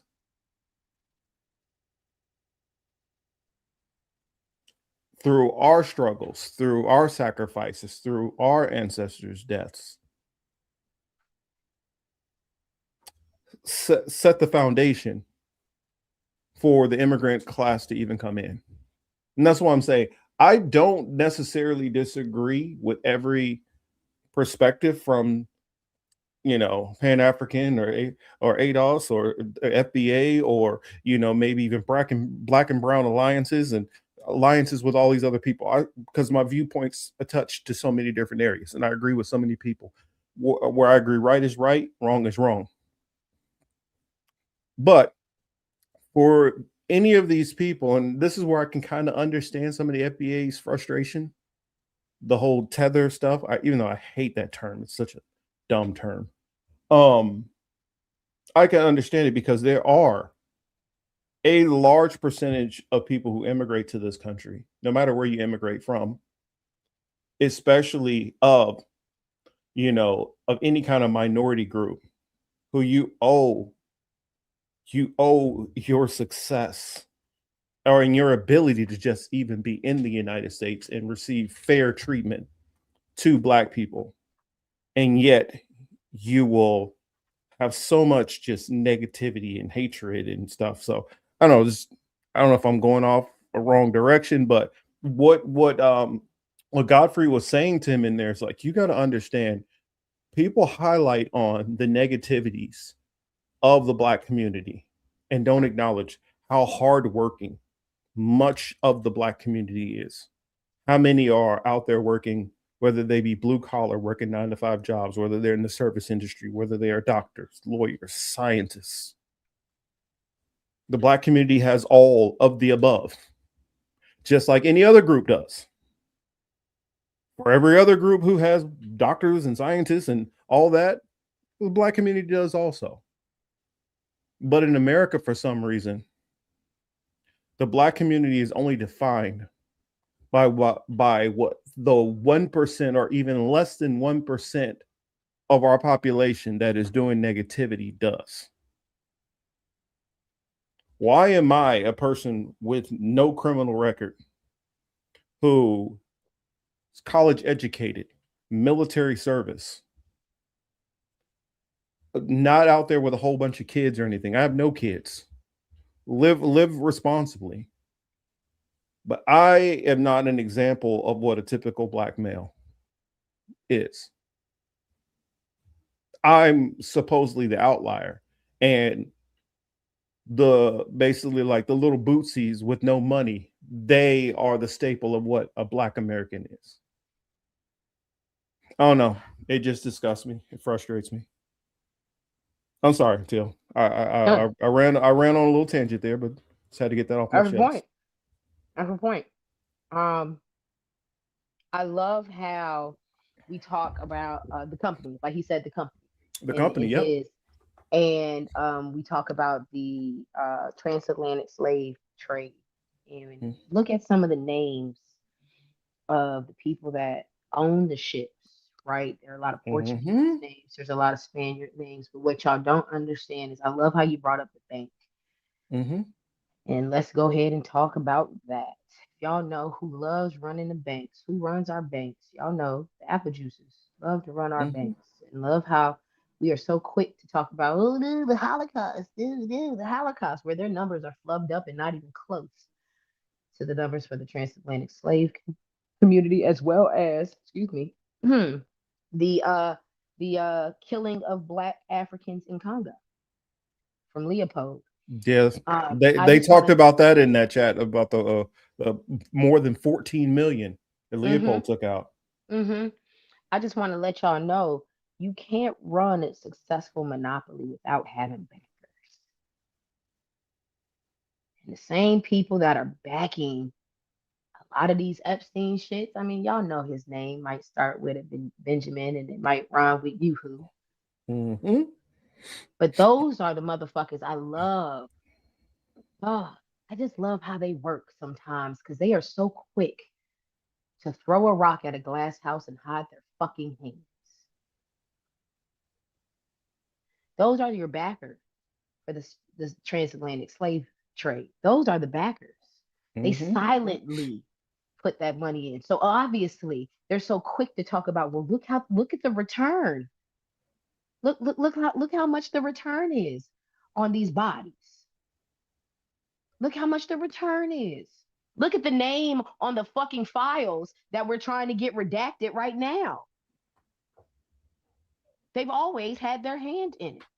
Well, and I want to throw this in since you mentioned it. Where what twists a whole lot of people up too is when they look at some of those early names and they look at the Portuguese and they look at the Spaniards. Do you know that there was an expelling of a group of people out of Ooh, Spain and Portugal who ooh, tend to have certain names that could pass off as Spanish or Portuguese names? like Christopher Columbus? Mm-hmm. Oh, he's one. Uh-oh. I'm just saying. I mean, there's one who was known to run most of the plantation auctions. Because see, Come on. here's what some people will talk about. They they did have this portion, but they didn't continuously keep them. Yeah, because they're the ones who housed them. They're the ones who had them being shipped, and they ran the auction blocks. They ran. So yeah, they might have only kept a couple to work for them. Mm-hmm. They were selling them off. Just like when a lot of people think about, as you say, the apple juices, they think about World War II being over, and that's when people came in, Operation Paperclips and all that. But I can show you back to the 1800s. I can show you back to the 1700s. Certain apple juices, which were governors of certain states already. Where did this level of wealth come from? To rise up to being a governor in a place you're supposedly hated and you're supposedly a second-class citizen in. How does that make any sense? How many black governors, how many Native American indigenous governors were there? How many Chinese governors were there? Because there were Chinese people in the United States during these time periods. Now, granted, many of them might have been in the territories not recognized to be the United States yet because it was California, which had its own independence period, and then also had a period where it was owned by the Spaniards. But they were on these lands. And so when you start looking into, start paying attention to, yeah, there we go. Yonina said it right here. I'm not going to say it out loud, but you look into to those who fall up under that group and you start finding out that they don't have these Eastern European names. They got a whole another different set of names. And in fact, do you know that you can actually look up certain Spanish and Portuguese names, which are typically people of apple juice descent? But it'll throw you off because you see a name like Hernandez, you see a name like Martinez or Perez, and that throws you off. Now, I'm not saying those are the particular names, but I remember one is like Almodovar. That's one that I know it takes back to Spaniards. Perez or Perez, That's a name which I do. Lopez, that's another one. Because if you look up a famous name, man by the name of Aaron Lopez. You know what? Cortez, that's another one. Oh, come on, Cortez. Yes, Cortez. All of I those mean, beautiful names they like to highlight in our history books as conquistadors. mhm. Every conquistador that you've ever seen that was allowed to get on a ship, who funded the fucking shit. Obviously, they never help out nobody else outside their lineage. Think about how they run their shit now. Think about how the rules of their justice system, how the rules of their families work. Just look, nothing's changed about them. Nothing. They keep shit in house for a reason. And it works the same. Here, Same. I want to show y'all something also real quick. I'm gonna show y'all something. This, I just typed this into to AI because I remember the book that came out about this. Because I don't think a lot of people get this either. When we start talking about the Dutch East Indian Company, or the company, which now people sometimes when they say the company, that can be confused because CIA is also called the company too. I wonder why. Oh, I'm gonna shut it up. Well, I already know because you know what I know what you sent me the other day. Yeah. So see what this says here. Pirates of the Caribbean refer to genuine, albeit often overlooked historical phenomena popularized by Edward Chrysler's 2008 book of the same name. In the 16th and 17th centuries, many Sephardic who were expelled from Spain and Portugal became privateers, government authorized pirates, and pirates primarily to seek religious freedom and exact revenge of the Spanish crown. Following the Spanish Inquisition expulsion decrees in the late 15th centuries, many, you know who, fled Iberia using the existing skills in navigation, cartography, and international trade to become outlaws or serve other European powers as privateers. They often form alliances with English and Dutch, who were also rivals of Spain at the time. Also, that's how you also see how the Spaniards start to dip. Because all of a sudden, and now these people who were working with them all jumped ship and started working with other people, mainly the British and the Dutch. Now, and if you don't, yeah, and I was going to say something. If you guys don't know, a big way of how the slave trade worked is Spain and Portugal kind of kicked it off.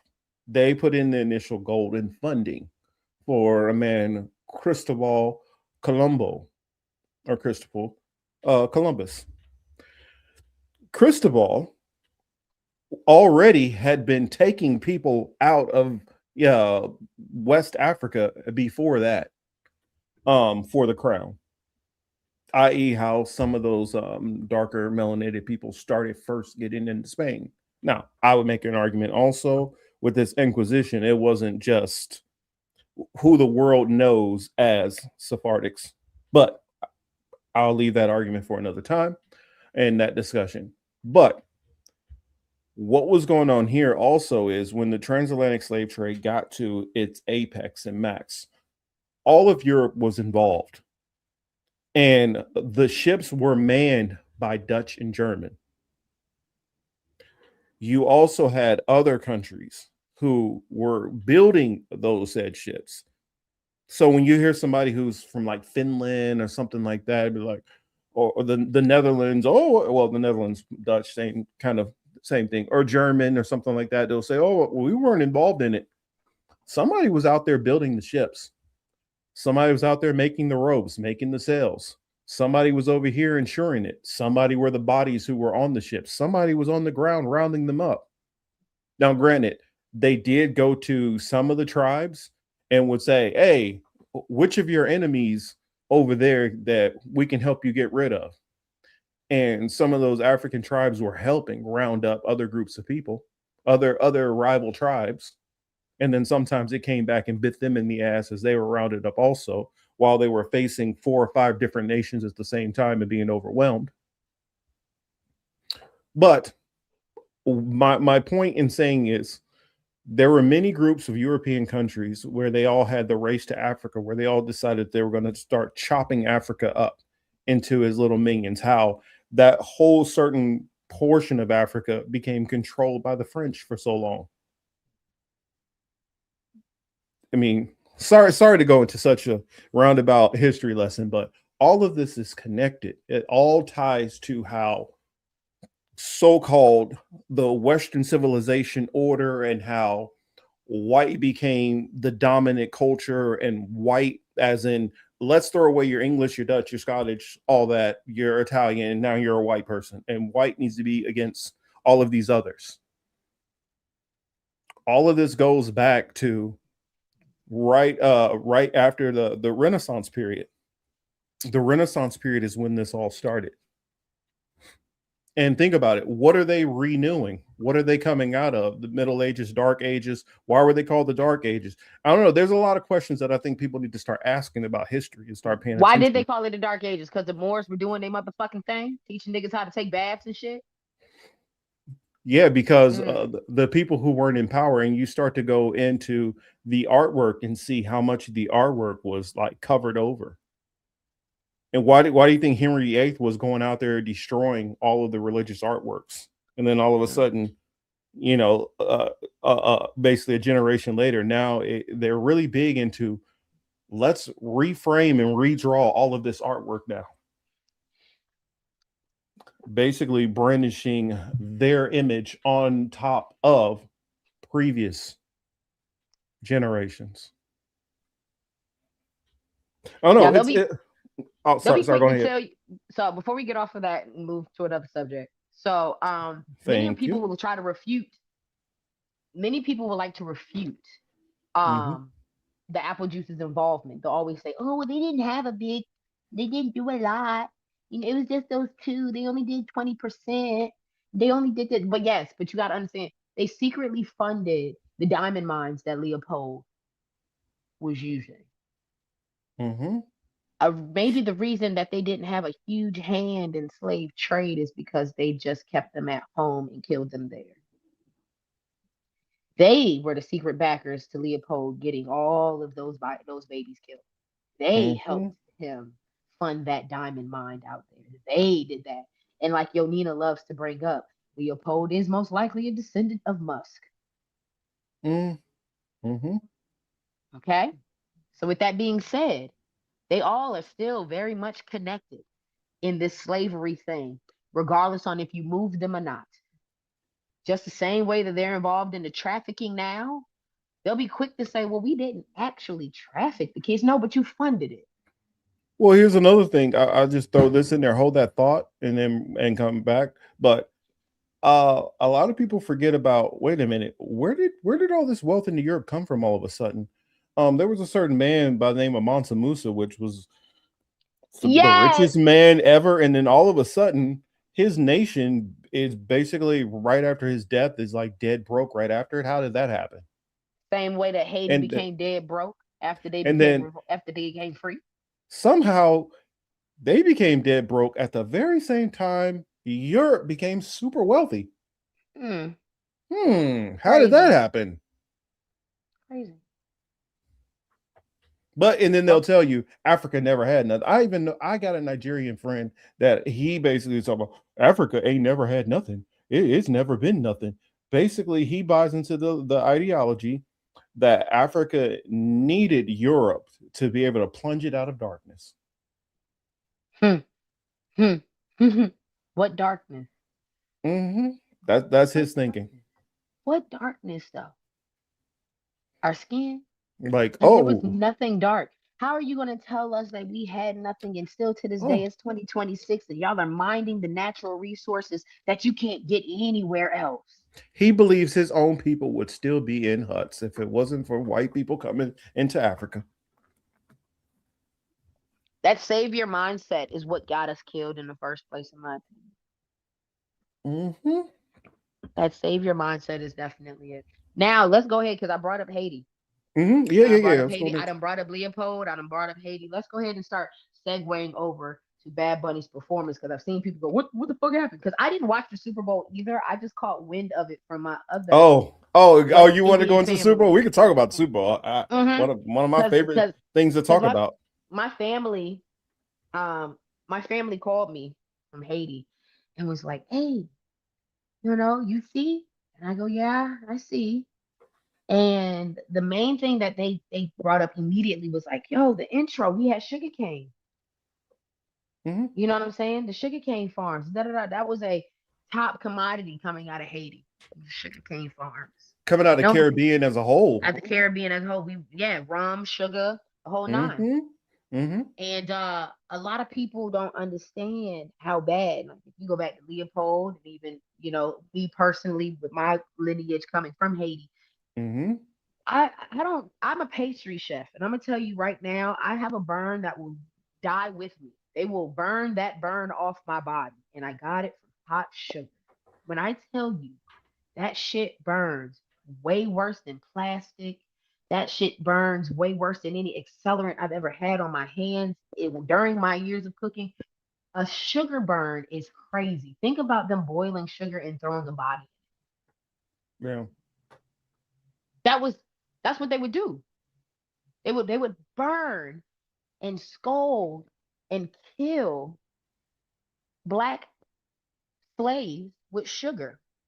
And that part of out of everything that entire very deep and very symbolic halftime show something about that fucking that sugar cane patch bothered me the most. Well, the reason why, I mean, I get what you're saying. I get it, definitely. You get what I'm saying? Oh yeah, but he threw that in for a very strategic reason. For one, I'll just say for me, man, watching that Super Bowl, for me, I'm only speaking for me, and I know other people are gonna have their own opinions, but I don't think I had such an emotional response during the Super Bowl show than that one right there of any other ones. Now, if I'm just going on just artistic performance, on like musical artistic performance, Prince is still gonna be number one. Prince is there, Michael's next, but on just raw emotion and overall the totality, Bad Bunny's will always be my favorite Super Bowl performance. And of course I'm biased, but but the sugarcane, for those who didn't get the reference to him having that in there, is the sugarcane fields was the backbone of the Puerto Rican economy. And though the Spaniards exploited it for that, and keep in mind the transatlantic slave trade, the slavery that started out of the United States, started first with 500 Taino slaves being taken out of the Caribbean, or would be modern day Haiti, Dominican Republic, to Spain, and eventually they came back and they went through what would be modern day Haiti, Dominican Republic, Jamaica, Puerto Rico, Cuba. And what ended up happening is, just like the same smallpox that happened on the mainland United States, those same kind of form of diseases spread through and obliterated majority of the population of the Caribbean. And that led to when a lot of the African slaves were being trafficked out. Certain places were hit worse than others, like Jamaica and Haiti almost were a complete population depleted. I'm talking about out of the Caribs. Haiti in particular had Haiti and Dominican Republic were more the Carib people, which were darker melanated people who had kind of more kinky hair and stuff. But what happened is they brought in more of the African slaves, and that replenished most of that population. In the Dominican Republic side, that was conquered by the Spaniards. The French didn't keep as many as their people as settlers and stayed there. They stayed over the place and they conquered and they did what they did. A lot of horrific stuff. But how the Spaniards treated the other side, the Dominican side of the island, is they did settle a lot of their people there. And so that mixture of that African blood and that European Spaniard blood is what you see in lots of the Caribbean. So whether you're dealing with about 25% African DNA to sometimes as high as like 85, 90%, African DNA throughout the Caribbean, you are going to have that is the makeup. And that's kind of what makes the Caribbean, especially for Latin America, different than other parts of Latin America. Because there and like say Colombia, Panama, um, Brazil, all of those places have a higher African content within the people. Concentration. Concentration. There we go. Concentration within the people. So even some of these people you can see that might look more white, they still might be rocking with like 25% African DNA and like another 10% indigenous. Whereas you get more inland to a place like Mexico, where it might be like 90, 90, 10, 90, 90 to 5. You get what I'm saying?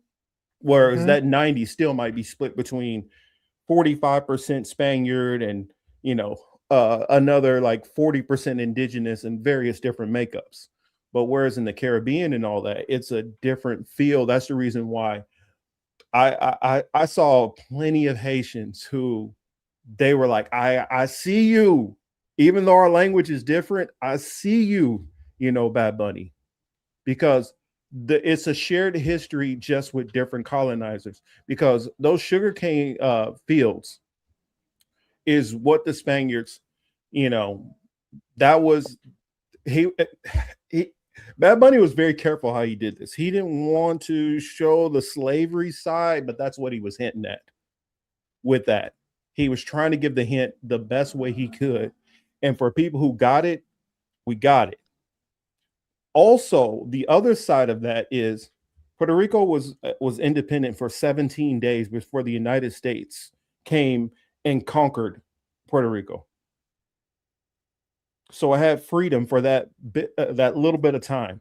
You ever wonder why I don't know, Till, if you know this or not, but you ever wonder why some Puerto Rican flags have the dark blue and some have the light blue?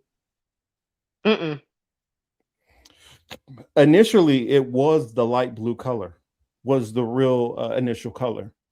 But when the United States came in and they colonized, they forced them to not fly that flag. They wanted them to fly the one with the darker blue, so it more aligned with the United States. And so many Puerto Ricans died over flying that flag with the light blue. And so when Bad Bunny was flying that flag there during the Super Bowl, it was an act of defiance. Another thing I would like to throw in, if you look throughout Latin America, and a lot of people don't know this, but you ever notice that there's red and blue and like most of the flags? Most of the flags are be red and blue and then yellow. Where that comes from is Haiti. When Haiti decided to separate because they were a colony of the French, they said, you know what? We're going to still rock with the red and blue, red, white, and blue. But fuck y'all, it's ours now. And since Haiti helped the Dominicans, Dominican Republic fight and push that out, and Haiti sparked other revolutions, that's where you first started to see the red, blue, and yellow symbolizing the lighter indigenous color, the lighter complexion of some of the people who live there now. And so if you see that red, blue, and yellow combination, you got to thank Haiti for that. Also, it's so funny, like the liberation of Mexico, that also has a lot of that came from Haiti also. And so for those not understanding the history of these areas won't get all of the cultural references that are thrown in, and especially was thrown in Bad Bunny's show. Think about the thing like, for instance, them playing dominoes. Man, what black person and Hispanic person don't play dominoes? Come on. That's our shit. Sitting outside chilling, and Playing some bones. I seen so many of these Illuminati nut people trying to come up with every conspiracy theory to different stuff, and I saw this one girl, Black American girl, who, yes, it frustrated me so bad. Oh, he's trying to copy off of Kendrick's. He copying off of Kendrick because he was standing on top of a truck, and Kendrick stood on top of a car. Not to mention, I mean, even let's skip the fact that when Dre did the Super Bowl, that he had dancers on top of the cars. You don't think Kendrick took that? But anyway, never mind. And they were saying that, oh, well, look, the Kendrick had people who were sitting on top of the light poles, and Bad Bunny was up on a light pole. So see, he's copying. No, he's talking about the damn hurricane that came and demolished Exactly, Puerto Rico. the hurricanes and the blackouts from the power grid. That's what he's talking about.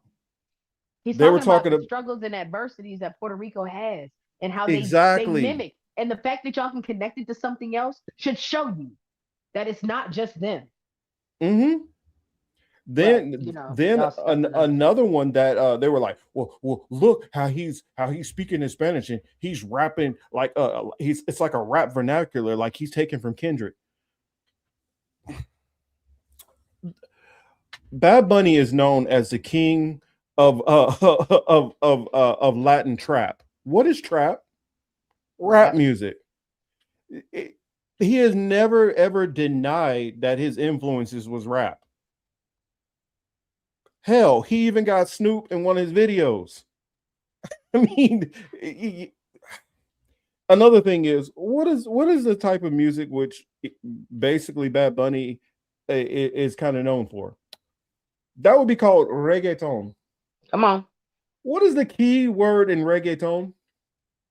Reggae. Where does reggae come from? Now, it frustrates me that this man never said at all that he's ripping off black people and he just trying to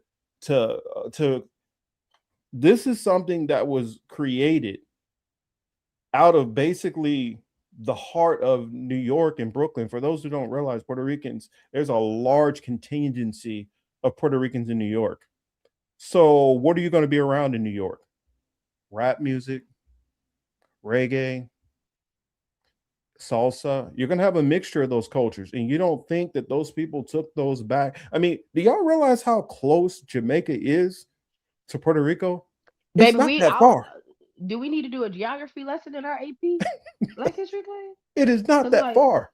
You really think the ship really wasted their gas to go that far out the way to go pick some more niggas up? Hell no. That shit was they was hitting every black corner store. They was getting 2 for 1s. I mean, hell, there's certain words in Puerto Rican vernacular that are literally African words. There's a town in Puerto Rico called Luisa, which is damn near like a 90% black town. I don't mean like, oh, well, they have like some black, like, you know, you could tell black ancestry. I'm saying you take the people of Luisa and drop them off in a hood anywhere, and you won't be able to tell you won't even be able to tell unless they speak. And I would say, and also Bamba. For those who don't know, Bamba is heavily West African influenced. So you can't get any of the music that comes out of the Caribbean is all African influenced. Hell, for those who don't know, mariachi, Mexican mariachi is influenced also by African music. So as more as you try to do this delineation, they copying off of us. It's been infused because of Africans in within that history. This ain't copying off of another culture. This is copying off of a culture which is already infused together. And because you are so blinded by, you saw one Hispanic person say one negative thing, now it's fuck them all, that you can't understand the shared history, the shared culture that we all have. And what Bad Bunny was trying to do was trying to even share that unity, even though it's not much unity with like a Canada. He's trying to say we are all America. The United States doesn't get to just claim that. And not only that we're all America, if you think about how he was trying to show about history of, and here's something, if you don't know it, you don't have to be Puerto Rican. You can be white as can be. You go to the island and you show people love on that island, that love will come back to you tenfold. You will be accepted and brought in, just like you will find in most of the Black community.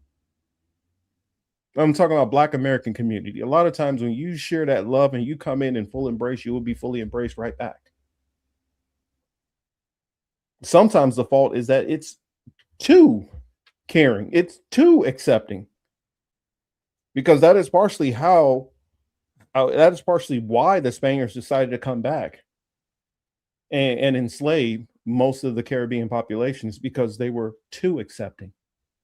Do you know that Puerto Ricans, for instance, used to not have weapons, lethal weapons. They used to have non-lethal weapons, because even when fighting their enemies, they didn't want to kill them. And so what Bad Bunny was trying to do there was he was trying to put on and just share the culture of, he's just trying to share the culture of the island, La Isla del Encanto. That's what he's trying to show and share with Americans and share with everybody else as a whole. And I get it. Everybody ain't gonna love his music. I put it this way. I love that it was emotional and I like what he did. But if I was planning this show, it probably would have been different. It would have been very different, because as a Bad Bunny fan, I would have just did Bad Bunny songs that I love. And most of them are party stuff that's probably not appropriate for a Super Bowl. I'm just saying. Maybe one song that's very, very political. Was it Desahogo? Could have done that one, but there's other songs that I would have done that he didn't do. La Canción, Cuidado por ahí.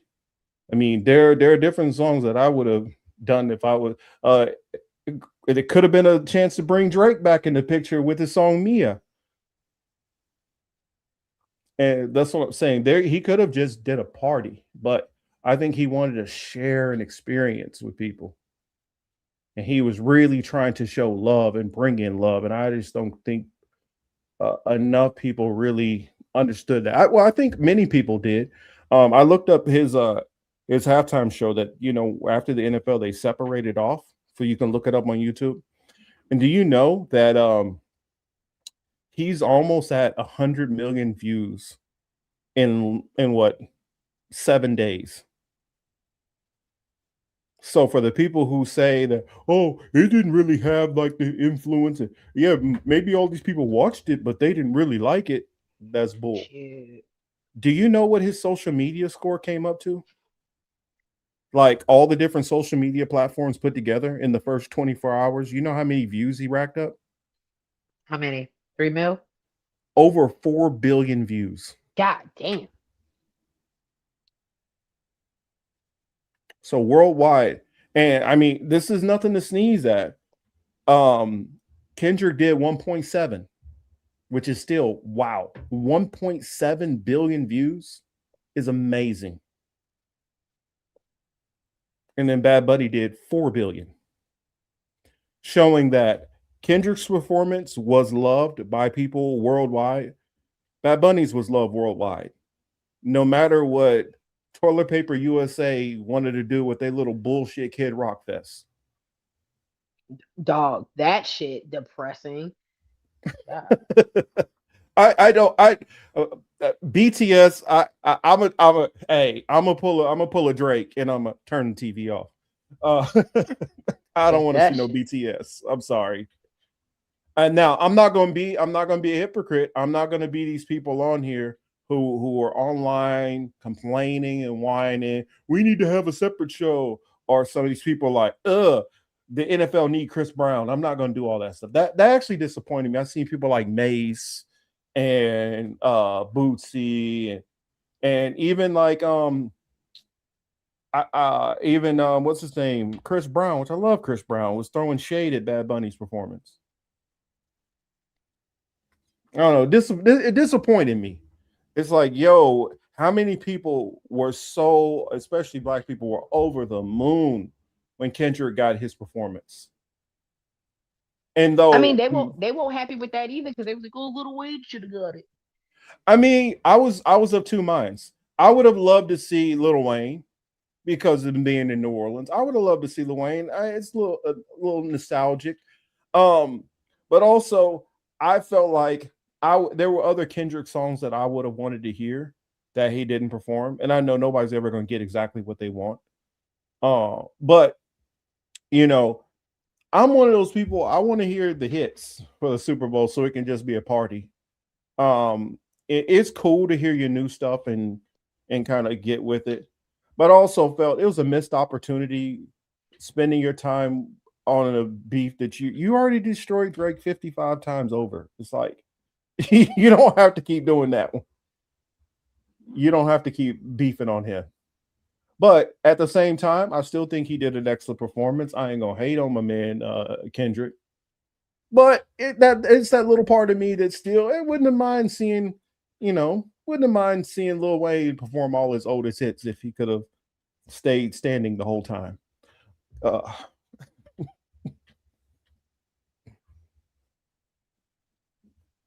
but I don't know. I don't know. What do you think? Am I wrong though, Teal? Am I wrong? No, me personally, I rewatched it because I didn't watch the game at all because I don't watch anything that the Patriots are in. But when I rewatched, what? Fuck them. Fuck the Patriots. Okay, let's fuck them till the moon Mhm, falls. But I rewatched it because my family in Haiti told me to watch it, obviously. mhm, With the symbolism that was going on, and like I told you before, my family practices natural mhm, religions that are just in our lineage and things of that nature, which coincide with things that the Dominican Republic, Brujeria, and things of that nature. So mhm. everything kind of Santeria. coincides, Santeria and things of that. You know what I'm Mhm, saying? So like just like they have Orishas and Loas and things of that nature, we do as well. And everything kind of stems from Yoruba and things. So I'm looking at all of it, and then I'm seeing the political stances that he's taking on it. You know what I'm saying? I felt him saying so much of that third world country, Trump. yeah. I I mean felt that. the cocoa frios. I Hmm. know I know that for those who don't get it, it's like frozen coconut. And so like Hmm. they kind of like freeze a coconut, they chop the top off and throw a straw in it. And I know every tropical place has a version of that. Hell yeah. I Or only drink my coconut like when I go home or I go out of the country and stuff. That's the only thing I drink when I go home is fresh coconut water. You can go right down to the beach, find somebody that has them, they'll cut the top off, and you're good to go. And the jelly is so much better. You scrape the jelly from inside and eat. Oh, I love coconut jelly. well, But anyway, nevertheless, not to get off subject. me Um, me I'm on the sweet, so I go for the piraguas. yeah.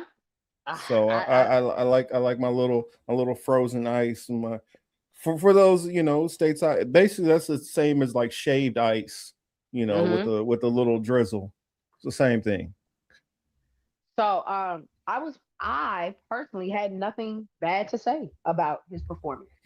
I usually don't have anything bad to say about Hmm. anybody that's willing to allow us to see their point of view on life, Yeah, especially when it comes from a different stance or even that of a different country.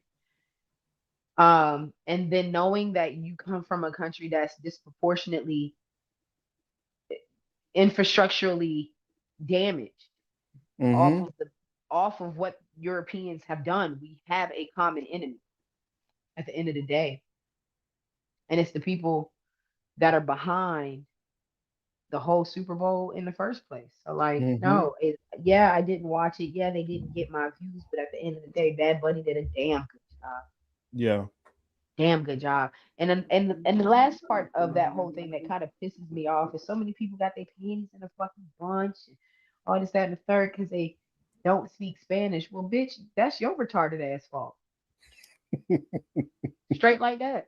So yeah, Because at this point now, though, you can look up every one of Bad Bunny's songs. You can look up the lyrics. no, fuck that. Fuck You that. could Fuck that. probably Fuck that. find a Fuck that. video Fuck with that. Nope. with the Nope. English Nope. captions Nope. if you want it. Nope. Nope. Nope. Nope. As smart as these motherfucking TVs are, you better translate it. We've been watching hentai and anime for how many years? You get that shit subtitled. You better put that bitch on your motherfucking TV now. Every time you get on fucking Netflix, when you watch a fucking foreign film, you not fucking complaining the fuck then.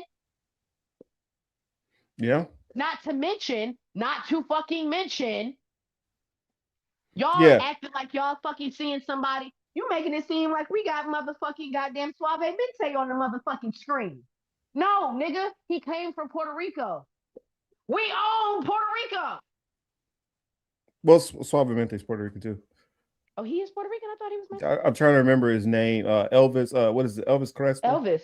Yeah. Yeah. He's Puerto Rican? I'm my pretty sure. motherfucking bad. You pretty rock sure he Suave is. Mente too. Well, shit. But y'all acting like we don't own Puerto Rico. Yeah. That's the part that got me. This is so anti-American. Is it? Is it? I don't know how much more American you need to fucking get. He's a fucking citizen. Motherfucker, Yeah. they need a passport to get here. Because he is from here.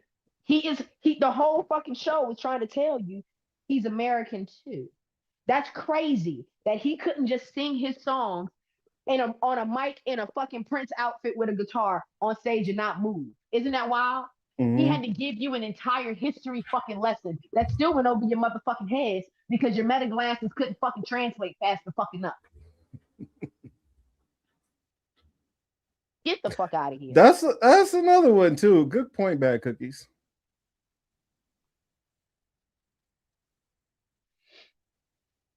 Oh, okay. Okay. Go ahead and thank you. Oh, wait, I got you, Bad Cookies. Motherfuckers be so quick to say, oh, como esta? Me llamo John. No, bitch. Yo hablo español un poquito. Yo entiendo mucho. Mm-hmm. I take the time. What do they fucking call it? It's on the tip of my fucking tongue. Oh, Yeah, that's right. That's right. I'm poly. Come on, Bad Cookie. You know what word I'm trying to say. Polylingual? Yes, I'm polylingual. I speak multiple languages, but I understand a whole lot more. Oh, that's right. That's the proper term. Thank you, Chris. I knew one of y'all had it. Y'all smart motherfuckers. Smart motherfuckers.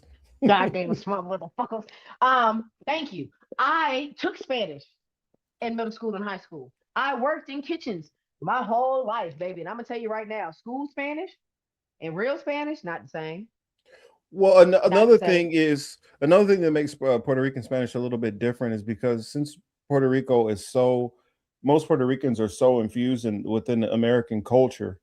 I know people don't get it that okay, yeah, they might be speaking a different language, but dude, if you listen to his albums, there's so many songs where he talking about like Drake, Steph Curry, LeBron. Like most of the Latinos are not paying attention to the damn NBA and American pop culture, and no, they're not throwing some of just the lingo that you'd have to understand American pop culture to even get some of the references in his songs. But y'all got an issue with it being in Spanish. Why would wow, some of these comments are cracking me up.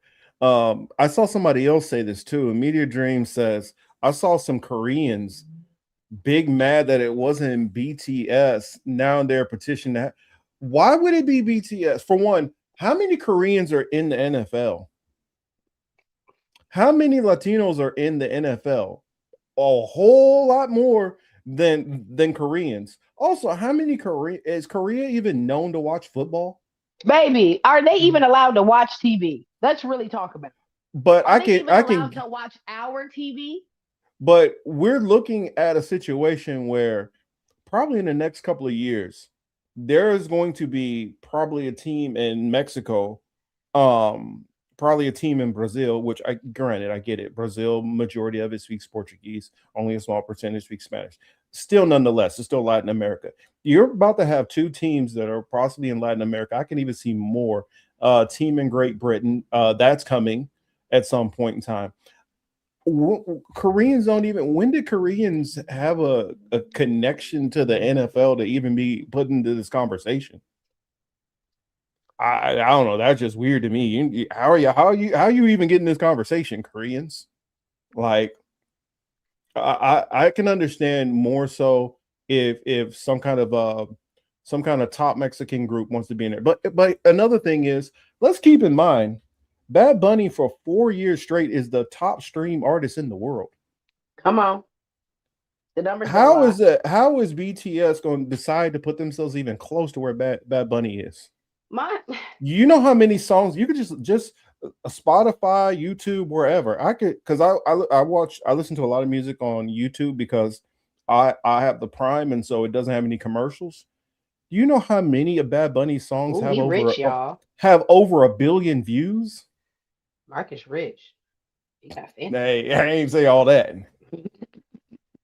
But I just think it's easier to do it that way.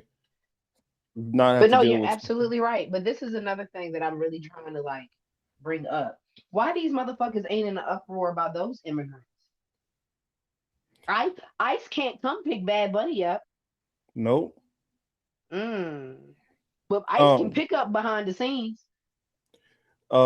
Jackie asked, here, I gotta address this one. Chamonique said, Marcus, did you see how many Argentinos and Uruguay are saying they aren't Latino and they didn't represent? Oh yeah, that disgusted me so much. For those who don't get into, the Latin circles and all that, but I was just like, you know what?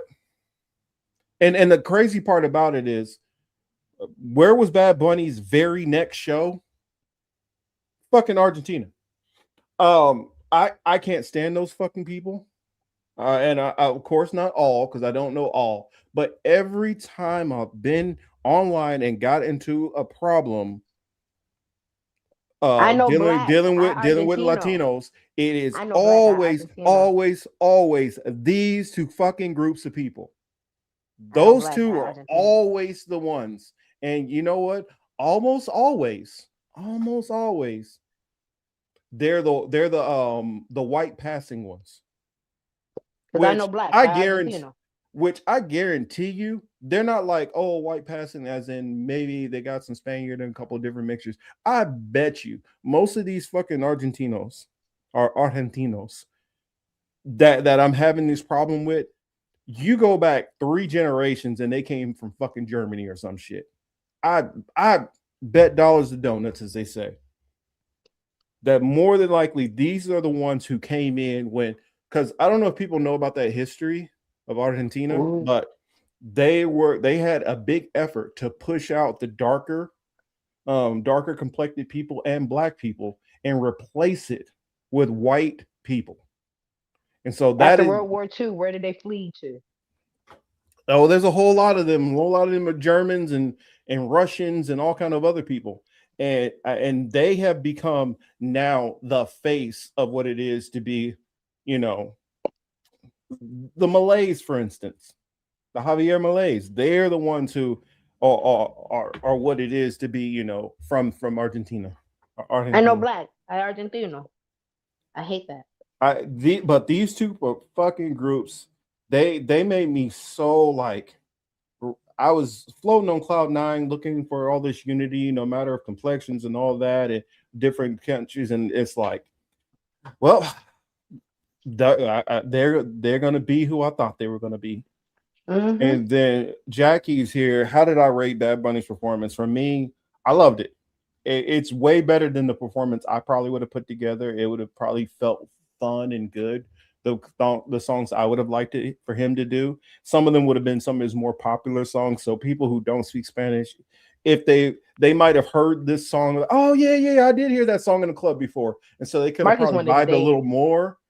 But what he did was so much more impactful in so many different ways. And I don't know, he did a concert where your tia, your abuelo, they could dance to and they can vibe with. And this last album in general, in particular, I mean, was supposed to be a love letter to Puerto Rico. That's what it was about. So that's the reason why more of his songs in this album were more like salsa and more giving reverence to New Yorkers and stuff like that. That's why. That's what this album was about. So, but if you go back to some of his other stuff, I mean, he's tried to do a bunch of different stuff with a bunch of other people. Like I would have had him do his song. He had Cardi B there.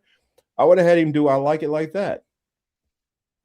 Where he did the song with Cardi B and J Balvin. I would have had that song perform one because I figured that's more universal than most people would have known. Nah, fuck that. We got a message to deliver today, baby. Yeah, I mean, I would have, but I would have probably put a little bit more street shit in there too, like, "Quien Eres Tú." That would have been a song I would have played. "Como Soy." That would have been one I would have probably put in there. "P fucking Ere." That would have been one I would have put in there. "Tu no vivi así." That would have been one I would have probably put in there. So mine would have been a little bit more on the Latin trap side. Bichial. There's a bunch of songs and I'm actually doing a TikTok probably tomorrow. I don't know. It probably won't get me very many views since I'm not jumping on the trend right away, but I'm doing like I think I've summed it down to because the Super Bowl performance was 13 minutes. I'm gonna do 13 songs that Bad Bunny didn't do that I would have loved to see him do. And like a couple of them, he wasn't going to be able to do because, like, for instance, I think what's his name? Daddy Yankee is like trying to stay away from doing his older music because he's like turned more to Christianity, and so I would have excluded songs where he did with Daddy Yankee on. But Tu no mete cabra, tu no tu, I can't, I'm getting tongue tied. Tu no mete cabra remix. Um, let's see, La Catera. That's probably a good one. I mean, there's so many songs of his that I really really like. Mr. October, that would have been a dope one to do. Uh, I don't know, but I loved it. I don't think he could have did a better job than what he did for the message he was trying to convey. Also, another thing I want to throw out there, the 64 on his jersey. The 64 was referencing back to Trump saying that only 64 people had died during Hurricane Maria, and at that time, over 1,000 something people had died.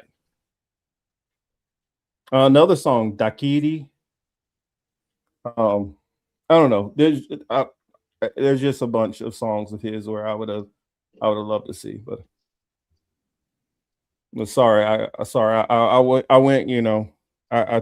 took a left. I went too far, Teal. Nah, Bad Bunny, thank you.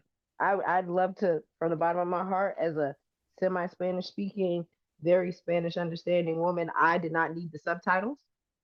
I Hey, came out Abby. to, hey Abby, I I didn't see came her out to shout Bad out. Bunny. While I was My running my ass. mouth, I didn't see Abby's come in the room. Hey, Abby. I also love me some Bad Bunny. I play a lot of reggaeton in my house. Mhm, My mother, as funny as it is, was my dance partner growing up. My mother and I used to merengue and bachata a lot, mhm, and salsa, and she had a thing for Ricky Martin. Okay. And so when it comes to, like, for instance, listening to Suavemente and Elvis and stuff, if you go on my TikTok, mhm. you see I have a video up there where I dance with my mom's ashes because she was my dance partner. We're dancing to Suavemente because that was our shit. So my mother was always very, also being West Indian, very inclusive when it came to our music. You know what I'm saying? So in a sense, my mom to Ricky Martin is to me the Bad Bunny. So can't even think. I can hear the song in my head. I think it's like DTM something something something. Something. I feel you, Chris. Oh, I know what you're talking about. You know what song I'm talking about? Yeah. When the beat changes, oh my god, man! The first time that song got to playing, I was in the motherfucking shower. DT. What is it? DTMF. DTMF. Yeah. That is my top-notch favorite motherfucking Bad Bunny song. I'm talking about that gate. That took me back to like Luke. You know what I'm saying? That made me feel like I was listening to Doodoo Brown or some. Man, listen, I had that motherfucker on repeat one day. I swear I played that shit like 36 times in a day. By far, hands down, favorite Bad Bunny song. So like, I was very pleased. Yes. With how he it stands for DB tirar más fotos. So it's saying I wish I would have took more photos. And that's me. I live in the moment way too much. I forget to take photos. So yeah. That was a good time to be alive, y'all. What song am I thinking of? There's a yes, I'm on Upscrolled also. There's a song, what is it? A Mark Anthony song that that's the only thing that would make it better. You just have Mark Anthony come out and do what is the song I'm thinking of? What is this song? Damn it, I can't remember the Mark Anthony song I'm thinking of. But there's one song of his that I'm trying to look it up right now. Vivir la Vida. That's the song I'm thinking of, Vivir la Vida. I would have loved to hear that song also. But I mean, another thing I was going to throw out there, which I don't think people caught. Well, so I'm pretty sure some of y'all caught it, but for those who are listening who didn't catch it, his song Hawaii that he had what's his name, Ricky Martin singing, that song was basically to paraphrase saying that he hopes that Puerto Rico doesn't become like Hawaii, talking about how Hawaii was completely, when it became a state, everything has been extracted out of Hawaii, and now the rich people have basically gentrified Hawaii to now Hawaiians can't even live comfortably on their own island. Jesus, it's true. And so in this new album that he was talking about, a lot of that is talking about the gentrification that's going on in Puerto Rico. And it's kind of ironic. One of the people two of the people who live in Puerto Rico, Americans who are colonized it, had negative stuff to say. Like Logan Paul, they were like, "You excited to see it?" Nope. And then you had Jake Paul that was basically like, "Oh, hopefully everybody turns it off and turn on the TPUSA." And it's like, wow, you living on the island and you talking trash like that. And it's like, you're the ones who's talking about the colonization. Jake and Logan Paul only moved there so they can dodge taxes. And then they have the nerve to act and talk the way they want to do. It's frustrating. Yeah, but did you see the movie to the movie to that one, Teal, where it's showing the old guy with the koki, and and it's showing him like how he's thinking about the old days, wish he would have took more photos, wishing he could have, wishing the island was kind of like the way it was. And in the video, he's riding down the street and you're seeing like Americans who are there, obviously, and playing rock music and all this stuff and grilling in the front yard. And you're seeing all the people walking up and down the street and not hardly hearing anybody speak Spanish anymore. And then he goes into like a restaurant bakery, and he goes in to try to get food. Yeah, he goes in to try to get food, and like how different the place has changed, and like they don't take money anymore, and like how it used to be on the island in some of those little small towns is you could, like, if you didn't have cash on you, you could be like, "Hey, can I come back and pay you tomorrow?" And many of them were like, yeah, don't worry about it, here's the food, take it, I mean, have a good day and all that. And like that feel is gone now, how it's turned more Americanized, more capitalistic, more cutthroat, and more gentrified. And so that's what this album was kind of like pushing to talk about. And it's I'm telling you, this one, you know, it's not the typical like party and kind of street and trap stuff that, you know, like to start you off, like, do you know Bad Bunny's first song was basically a song talking about what's your favorite sex position? That's the song that blew him up. The song is called Diles. But if you go into it, I mean, in that first album, you know, what was it? Soy Peor was another big song, and he's talking about a breakup on how a girl made him worse. And, and so that's not early Bad Bunny who he was. He's like changed and changed and changed as an artist over the years. And I guess as he's grown up, he's thrown more stuff in and more concepts. And so I think it was just very, very well done myself. Yeah. If I can pick a somebody for next year, I don't fucking know. Doechii, I guess. I don't know. I don't really see. It's hard to say. It's hard to say. I really don't see like who has a great movement right now with a discography that can really portray or present themselves in that way. Like I don't know. Well, if you look at the metrics for what the NFL is going for and what Jay-Z is doing, Jay-Z has went with whoever has been. You have to be at least one of the top Spotify artists. You don't have to be the number one, but you have to be on that list. You either got to have album of the year coming up on the Grammys, artist of the year coming up on the Grammys, or have had like some kind of life achievement where you have been so impactful. Like Dre wasn't up there as far as sales, but what he's done over his legacy and career warranted him that. You get what I'm saying? Bruno Mars was up and coming. That's why he got his. But he also had to share the stage with his bitch. Let's not make it seem like Bruno had his own show. True, but Bruno got to be up there twice. True shit. And very big, you know. Yeah. Very big show. I mean, he got a big portion of both of those shows. Yes, he did. Because 24 Karat Magic was a hit. And then Uptown Funk, the fuck? That shit was like on everything. Yeah.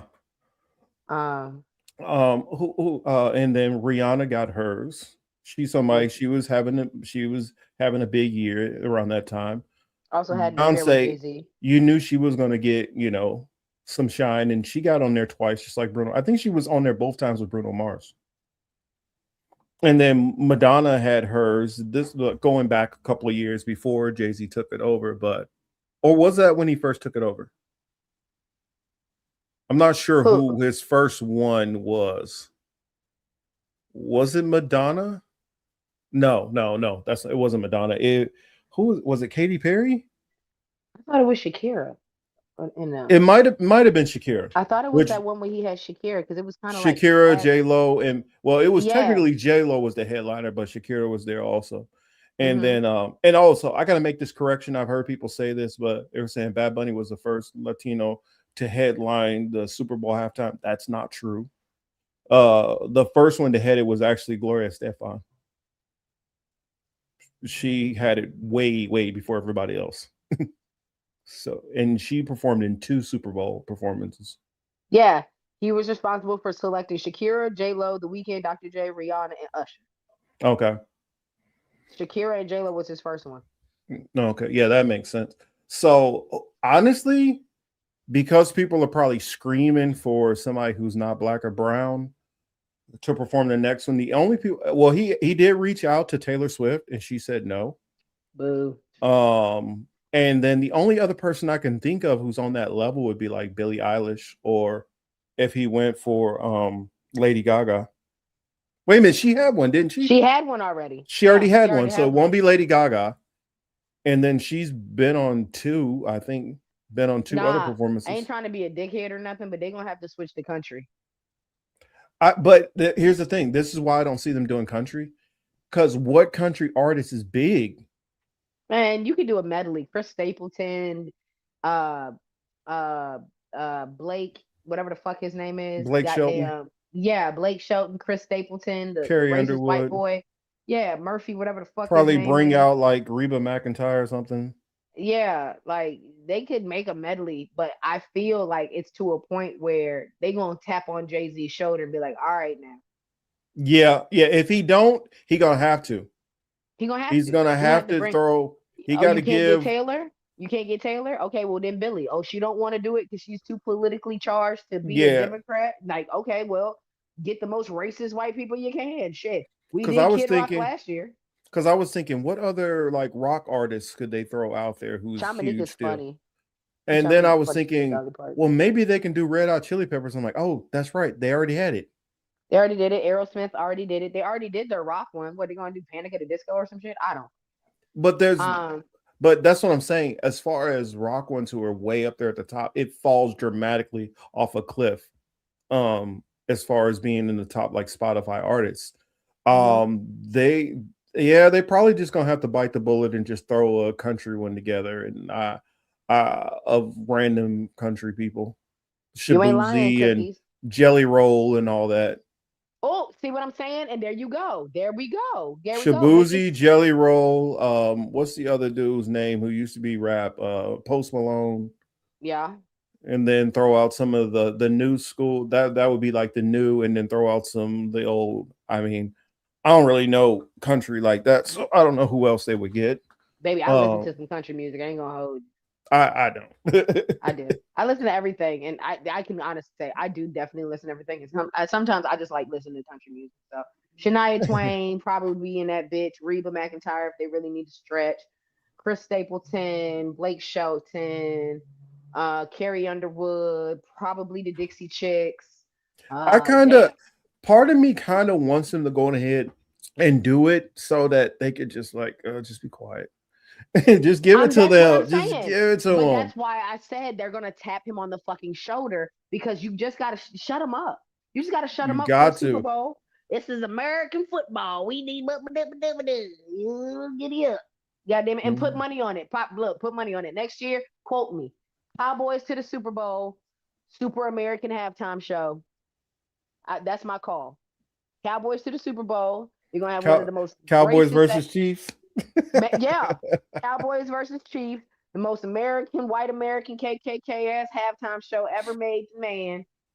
Feel me? And They're gonna be out here hey, hunky and, and talky. and watch it get like only like 100 million views. Hey, but I put money. That's gonna be the biggest topic on fucking Facebook. They're like, good old boys gonna break their motherfucking necks to get to typing about that Yeah, motherfucker. I feel like you got it. You got to do it. I mean, I honestly felt Jay-Z was kind of pushing when he just kept going R&B artists, R&B artists. R&B rap, R&B rap, because it Yeah, I flip thought. flops. It goes R&B rap, R&B rap, R&B rap. Yeah, if not, he ain't gonna be doing it the year after that probably. Uh-huh. And then, well, but here's the crazy thing: if they did switch and do that, and they threw somebody else in there, it's like, okay, well, Taylor Swift is now going to be over the halftime performance. Well, they wouldn't give it to her, but you get what I mean. Somebody country would be over it. Oh, let's say now it's going to be Brooks and Dunn. So they're no, they wouldn't let them do it either. No. But you get what I'm saying, like. Oh, his name is Morgan Wallen. That's the boy that I was thinking of. Morgan Wallen. That's the But one, I the feel little like racist boy. you got to just give it to them, let them have something for a while. Mm-hmm. Because I was like, okay, so what contemporary artist, what old school artists do we have out there who was a huge icon who never got a Super Bowl performance? Bootsy Who Collins. George Clinton. they ain't giving them that. They got to be I bigger know, than but that. if I could name some old school ones, like, and if we did an old school one, it would be Bootsy Collins, George Clinton. I would allow them to play whatever the fuck they need to play and watch it morph into other somebody else's music because they were pioneers for the funk. That, like, you know what I'm saying? Like, they pioneered for so many. In You my know, opinion, do you Teddy know what? Riley. He's a good You one. know who I would pay to see? If it was up to me and I had to pick, like, I couldn't go for another Latin artist because, like, if it was me and I was putting who I would I would want Ozuna next, but I realized that's not going to happen. So anyway, I would go for a Babyface halftime performance, and Babyface not necessarily Babyface doing his songs, but having all the artists which he wrote for. So it'd be Babyface. So I would do Babyface, Teddy Riley, and Because then he bring would, all the artists that they did. well, That's he'd be me. able to bring out so many people because Babyface wrote songs for Madonna, he wrote songs for SWV, he wrote Tony songs. Braxton, Bobby Brown, New Edition, Boys Yeah, to that's what I'm Men, saying. He wrote After songs for Seven. so many people, going through so many different genres. I've been to 3 Babyface concerts, baby. I love it because he don't even sing his own shit at his own concert. Mm-hmm. I went to Babyface, Bobby Brown, Jagged Edge concert, and when I tell you that motherfucker got on stage with a piano and sung other songs, shit, he could bring Bruno Mars out. He wrote for Bruno Mars. True. That's what He I'm wrote saying. for There's Usher. so many people he could bring out. It would just be like, a shock to the system. It'd be like overload, overload, overload. That would be what I think See, could be palatable for everybody. and And I agree with Cookies. I really do. Like it would be perfect for Taylor Swift to do it, but she's already declined the offer twice. That's yeah, something else that she people don't keeps know. She's declining declined it. it twice Yeah, already. it's not because they don't want her to do it. She don't. She don't want it. And the reason why, she's like, I make more money not doing them. I could just have a concert around that same time in fucking Germany or some shit and make And so make much more more money. money and have more views. Mm-hmm. Well, I don't know if she'd get more views, She but she would. wouldn't have as much money.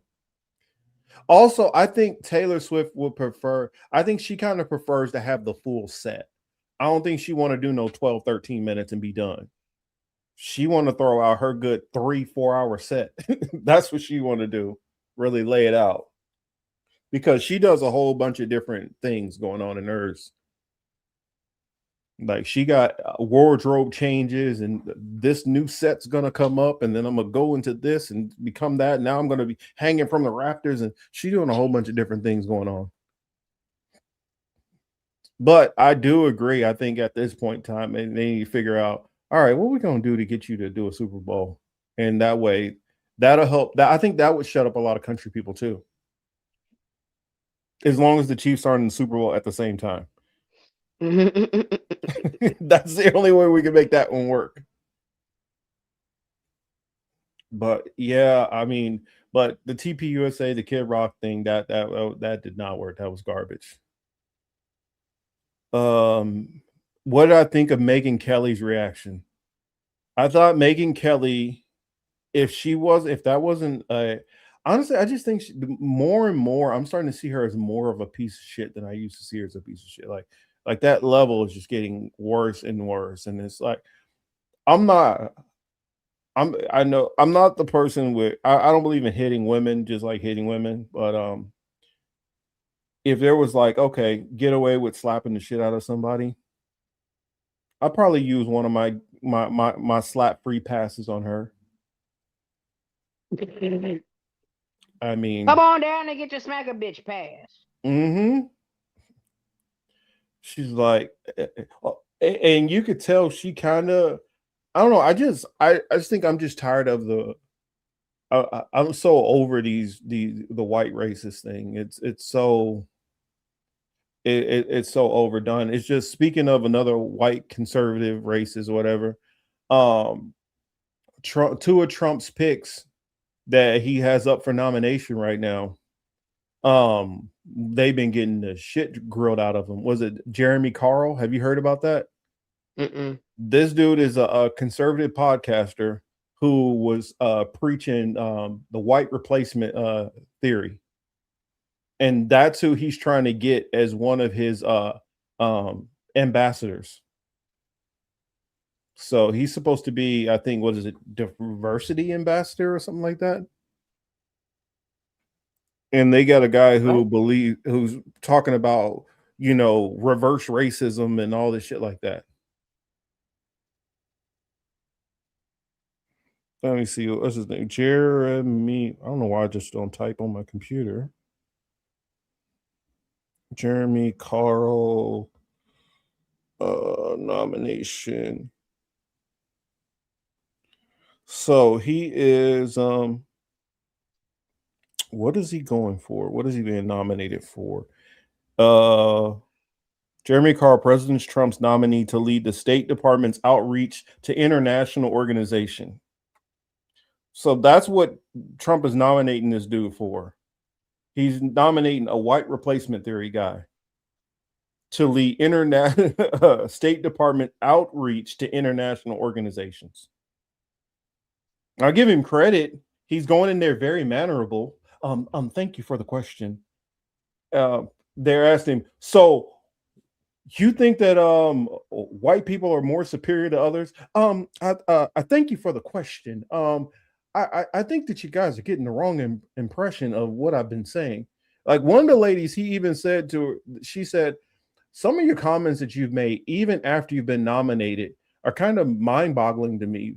Well, I'm paraphrasing, but she's like, it's kind of baffling to me. You've been nominated and you're still making some of these same statements, which are more than likely going to disqualify you. He's like, well, I mean, I'm not in the job yet, and so I still got mouths to feed, so I got to still do what I do. I'm like, oh, this dude's he's thick, brain thick. I don't know what y'all think. And then the other one was talking about he's supposed to be like the ambassador to Denmark or something, and he's calling Denmark the 52nd state. Or that Denmark's going to be the 57th state. 50 what? That Denmark's going to be the 52nd state. Where's the 51st one? They're talking about Finland. I mean, not, yeah, well, yeah. What is it? Finland, Iceland? No, Greenland. Sorry, Greenland. What? Huh? What? We ain't even get that yet. Yeah, he's thinking about Greenland. Yeah. How you going to count past something we ain't even got the first one? Shut your asses up. Shut up. Shut up. I'm honestly kind of surprised that Republicans haven't just tried to make Puerto Rico the 51st state already. They're not gonna let them niggas have a vote. No. But here's what would surprise you. Believe it or not, there are a lot of Puerto Ricans who are there who don't really get it. And from the island, they really like rock with some of the Republican ideology. Well, I'll give you a perfect example. You know, Daddy Yankee was what's his name? John McCain supporter. Jesus Christ. Yeah. Do you know that Nicky Jam was part of MAGA? What the fuck?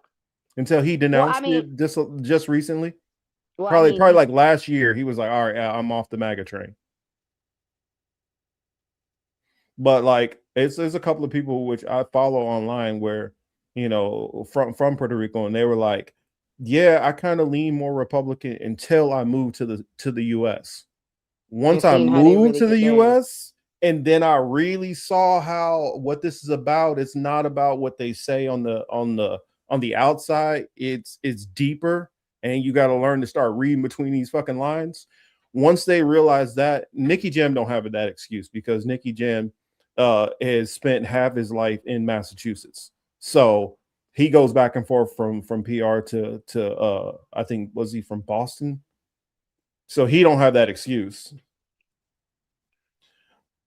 But some of them get this, you know, like I'm trying to remember what's the lady. I think she's a representative. She's Colombian in Texas, and her son. Oh, and her baby got yoked up. Yeah. Now you on fucking what? Now you on the TikTok crying. Now you crying. You was like, fuck that. I support ICE. They're just doing their job. They're doing the Lord's work. And they did the Lord's work on your dumb ass too. So now what you got to say? Yeah, you thought they just going after the illegals. And I'm like, this is what you guys do not understand. You're taking them for their word. That's the one thing you never do with these people. Never take them for their word.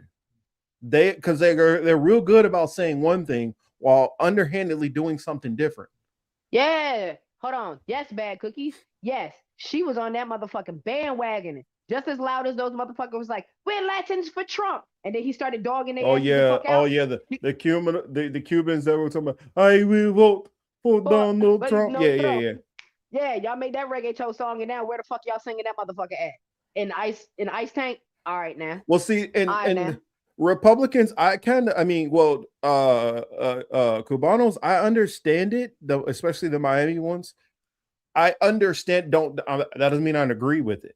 I understand where they come from because many of them go to the Republicans were the ones who fought for the policy for once yeah, gusanos. But once they touch American soil, they get refugee status. And so many of them give them credit. They give Republicans like eternal credit for that. But you also got like how I like to call them, and Gusanos is a good, it's definitely fitting. But I always Good say night, it's the difference. Jackie.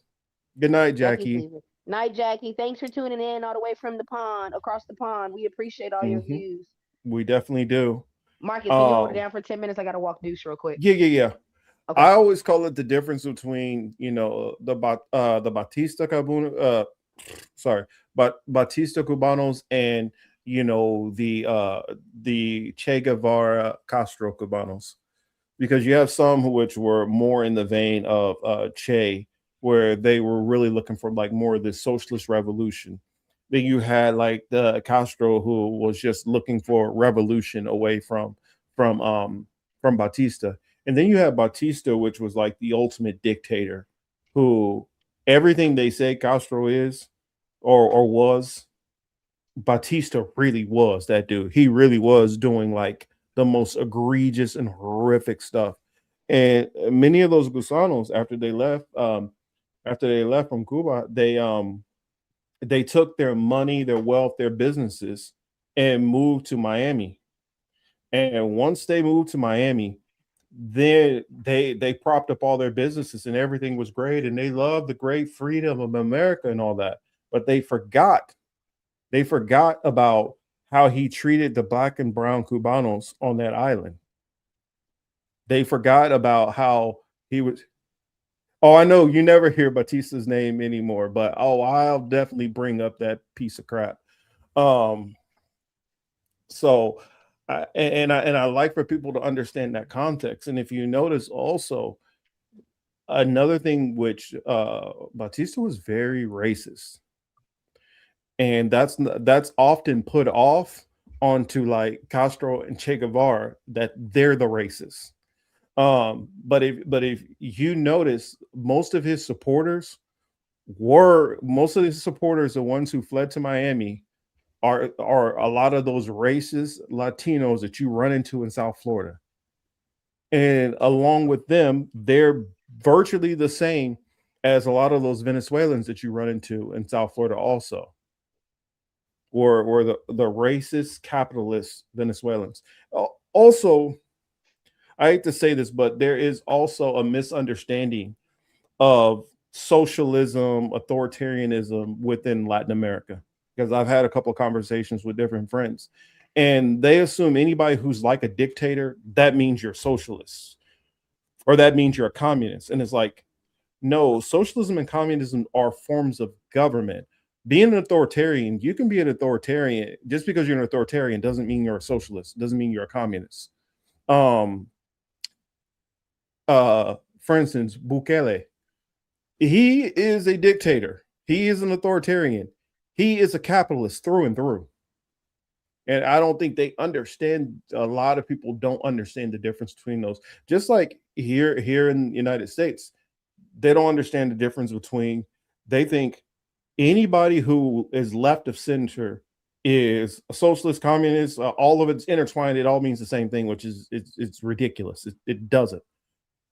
But without having proper, civics classes, most people don't understand the difference in that. Just like in America, they think that if you're a leftist, that means that you hate religion, you hate God, you're an atheist, you're anti-gun. That means you're LGBTQ, and those are not leftist policies. Those are not policies of the right either. I mean, when you get into a lot of places in South America, most of those people are heavily religious. Many of them are hardcore Catholics, whether they're on the right or the left. Religion is not a left or right issue in most countries. LGBTQ, your sexuality is not a right or a left issue. You have capitalists who are LGBTQ, just like you have communists and socialists who are LGBTQ. You have atheists who are on both sides of the right and the left in most other countries, but most Americans, they associate all of these social issues attaching to the right or the left, which is entirely wrong. Chris Sage, American propaganda is like working sorcery over people. Yeah, honestly, at this point now, most of American politics, what it boils down to is tribalism. And that goes into many of the things that I was talking about earlier in the show, how I'm done with tribalism. I'm done with just picking a team and now I slap on a jersey and now this is my side and I root for them no matter what. No, the moment you do wrong, we have to examine that wrong. If it's something where it's a slap on the wrist, okay, you did something wrong. We need to talk about that. But when you cross certain thresholds, I cannot cover you. I cannot cover for you once you go over this lane. Like, I don't care if you're my family. If you do Epstein type stuff, I'm turning you into the police myself. I'm not because you're part. No, it don't work like that.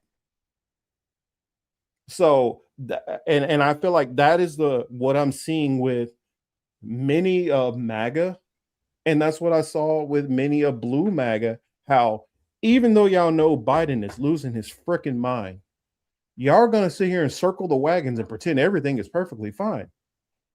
Be honest, because you know the moment you see a half of that out of Trump, you guys are going to be screaming bloody murder. And then I watch the right turn around and do the same thing. You watch Trump do the most egregious things ever, go further in corruption than any president I've ever seen, and do, I mean, violate the law probably more than any president that we've ever had in this country. And yet they will sit there and find a way to spin it, just like brought up earlier with that video, Makai, where he was talking about how she spins to, well, the stock market is over 50,000. Okay, well, honestly, the stock market is over 50,000 mostly because of AI, not as the real representation of the economy. It's mostly AI. Oh, Bad Cookies is a great show. I learned a lot from you guys tonight. Thank you for everything. Good night, everyone. Got to go eat something before I go to get. Thank you, Bad Cookies. Glad you were here. Definitely enjoyed having you here. If you still here, if you are already gone, somebody make sure to mention that to Bad Cookies if they talk to Bad Cookies soon. The Trumpers still think tariffs are a good idea. Honestly, at this point, Chris H., I'm starting to wonder how many of them know that it's not. They're just not willing to be honest. And that's what I'm starting to feel like with most of these people. You know what you're saying is bullshit. You're just willing to lie. And you love Trump so much, you're just gonna fucking lie for him. And I'm not in that camp of lying for no fucking politician. I never have been. Even though I was a Obama volunteer, when somebody came to me with some stuff Obama was doing, I was like, yep, I agree with you. And when he started getting to a point where I ain't like what he was doing, I was out of there. I was out of there. And I was calling him out just as much as anybody else. I'm like, no.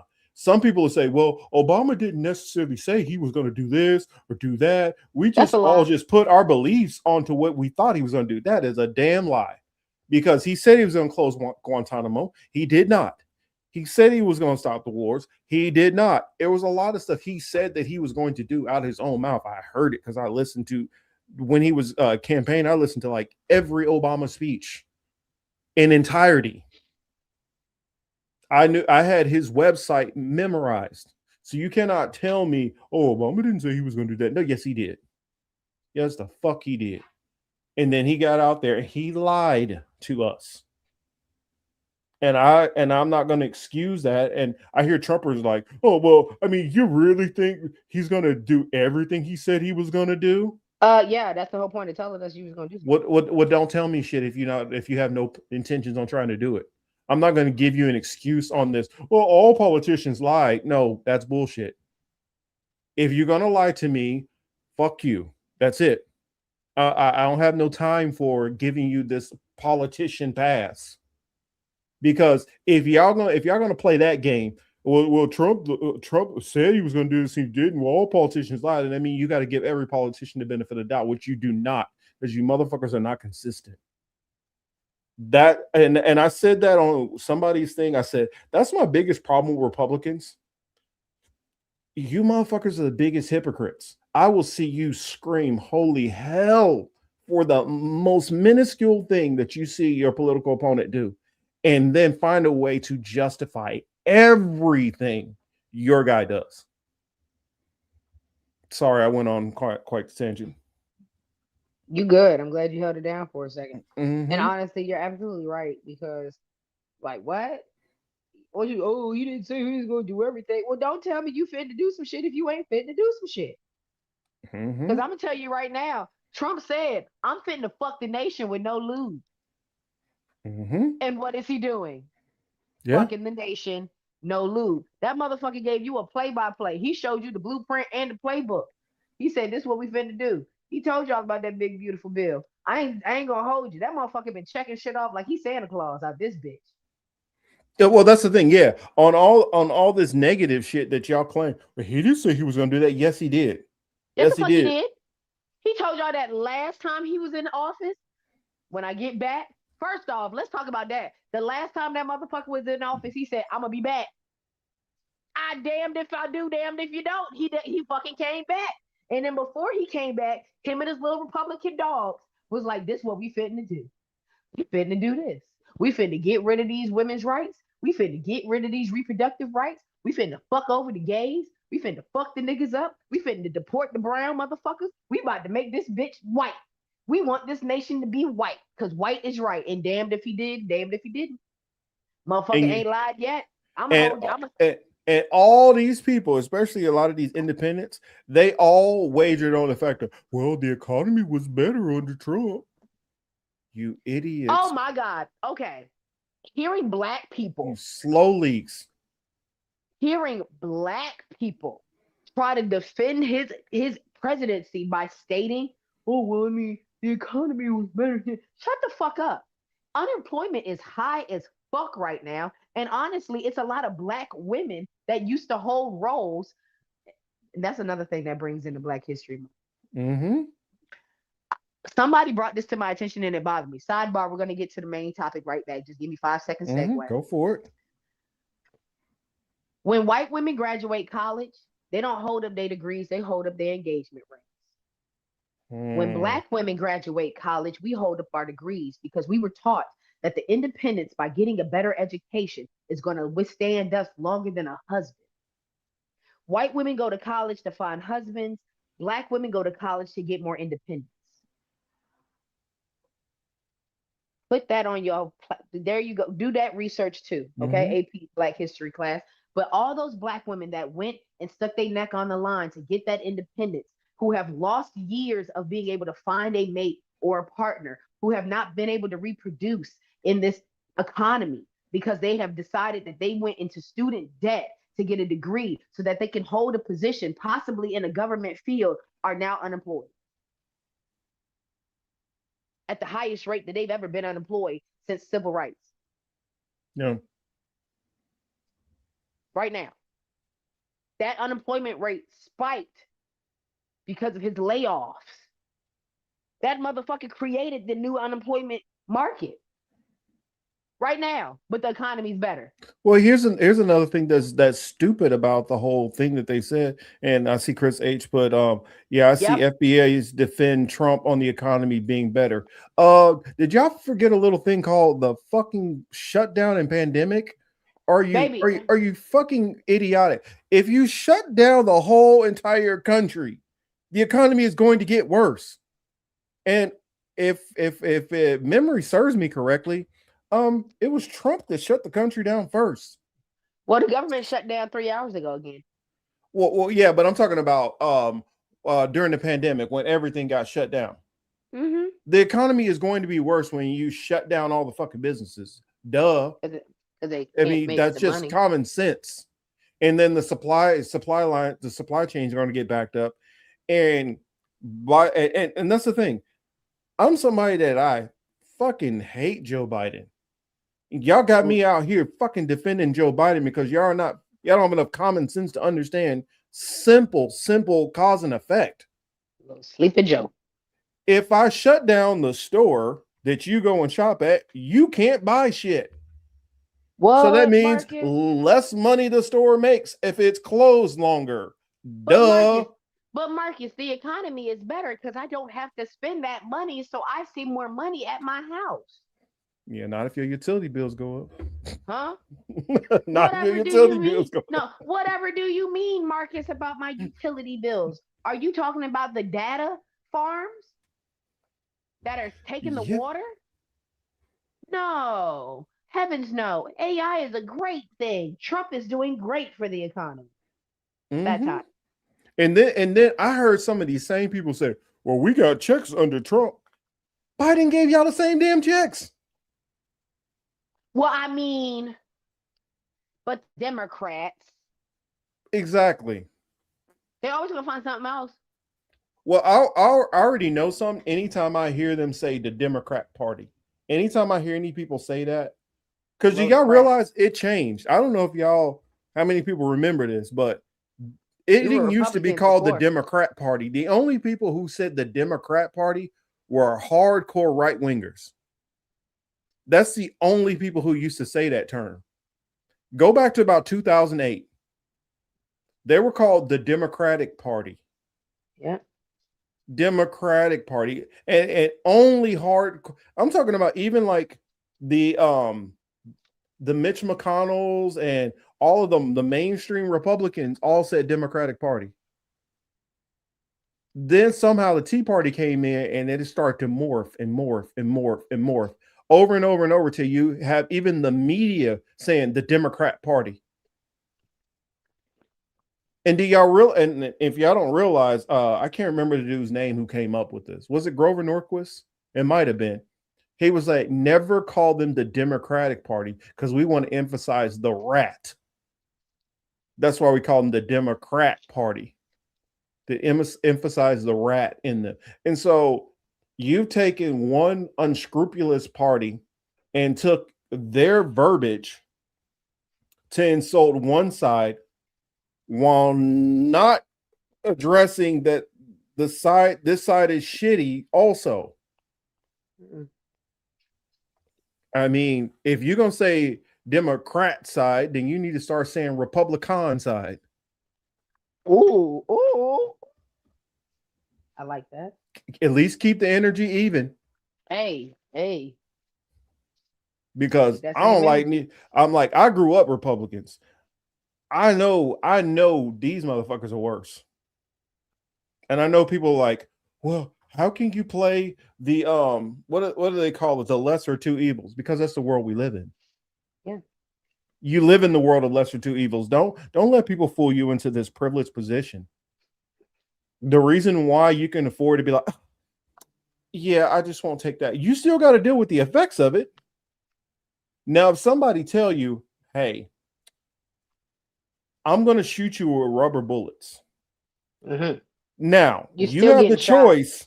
You got the choice of you can put this vest on or you can get it with no vest.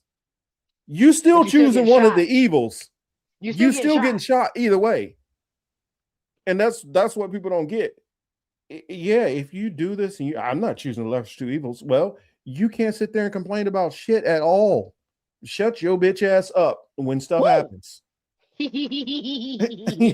say a motherfucking thing when shit goes bad. This Black History Month. That's I've been so frustrated hearing people like, I'm not, oh my God, because of Gaza, I'm so upset with Biden that I'm willing to accept Trump.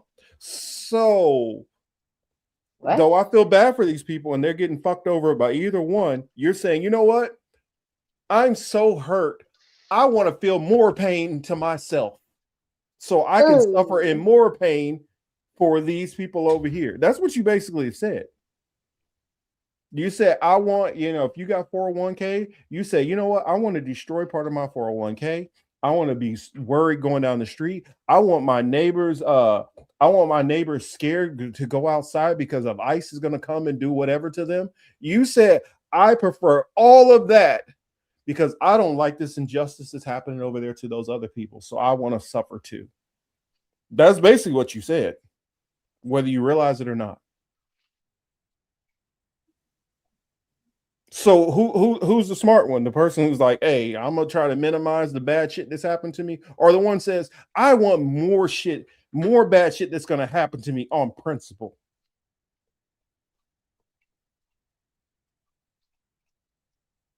Which one makes more sense? You still getting shot.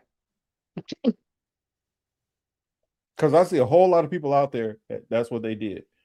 Like I watch, there's a big uproar right now with Hassan Piker. I got a question for y'all. Where does Hassan Piker live? Hassan Piker lives in California. Ooh. He can vote for fucking purple aliens. It don't matter. If you live in California, your vote pretty much is gonna go to a Democrat. Yeah. Don't really fucking matter. I can sit home. It don't matter. It's still gonna go Democrat. That doesn't fucking matter. I can come out and mag it out if I want to. Still gonna go to a Democrat. So Hassan Piker, what he decides to do, doesn't really fucking matter. Oh, here's another thing. Hassan Piker's a millionaire. Are you?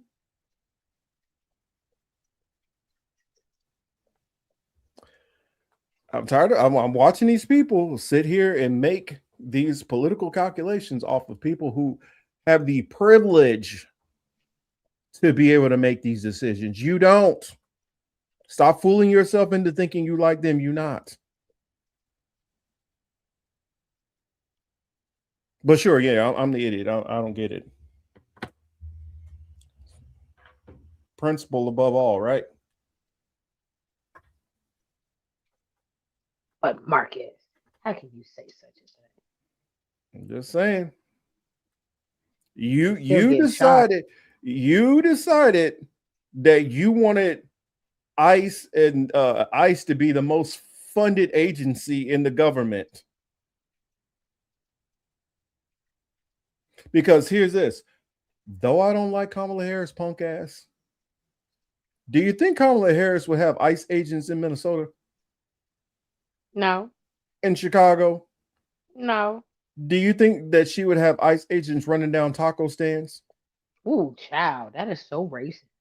Do you think Alex Preddy shooting that man, unloading a clip into him, would get away? Wouldn't be convicted? You think this man wouldn't go to trial? You think Renee Good wouldn't have gone? You think got some justice? She would have got justice by now, baby. Yeah. And I'm not even trying to what's say the other boy's name? Was it Keith Porter? Yeah. And I'm not gonna say that. Well, I don't know for a fact on him. He black, so I don't know for a fact he would have got justice. But because she sent them niggas to jail. But I'm not even gonna tell you she would have done it out of the kindness of her heart. No, she wouldn't have done it because of the outrage. No, yeah. They would have been like, oh, well, what's this nigga bitch gonna do now? Mm-hmm. That's all it would have been. All it would have been was to show face, to be like, oh no, I love our people. You think we would have had these government shutdowns? Hell no. They would have bent her. They would have made her bend the knee. Hell, here's another thing. Do you know how many times Netanyahu actually asked Biden to strike Iran? Too many. Yeah. I heard a bunch of people say, Kamala would have been in. She would have did it too. Well, Biden was even more Netanyahu friendly than Kamala is. Mm-hmm. I think Kamala would have been too scared because she understands this could start World War III. I'm not saying that she would have did it out of the goodness of her heart, but I think because she has enough common sense, she wouldn't have been doing the shit that Trump's doing. I mean, compared to Trump, she's a fucking astrophysicist. Jesus. This motherfucker Trump is literally one of the dumbest presidents ever. And people try to give him credit It's no. Trump is smart. No, he knows it. No, he doesn't. Trump does not know Maybe what the fuck he's doing on anything, and he has he showed can't that over even. his whole career. Yeah, he can't even run a fucking business when he was a businessman. But y'all gonna tell us that he's so good with money. Our economy is so much better. He done ran all his businesses into the ground. You cannot tell me a man who bankrupted a Please. casino is good with money. And it makes money. That's the whole point. The house always wins. How do you bankrupt a casino, nigga? That's the point of the casino. Is to make the monies. Idiot fucks. Oh yeah, kind of an off-topic thing, but to Chaminique's question about the Porto's Bakery lady, I'm pretty sure she is a Gusano also, and one of my bosses I think is a Gusano, but I'll skip past that. I mean, it's more of them. It's more of them in the it's more of them in the Florida area than you do typically have on the West Coast, but there's definitely some over here. But that's all I'm saying. I just think that Kamala, out of pure fear, some of the shit she wasn't going to do, and what I've typically seen with Democrats, by what they won't do, sometimes a Republican will. Yeah, sometimes just not doing something is better than them doing something. For instance, say you've been shitty at your job for years. Everybody know you probably should get fired. This one boss just never will fire you. But this other boss, the moment they get in power, your ass is gone. Yeah. There are consequences. There's a difference. There's consequences to things. And that's what I'm saying. The Democrats are incompetent.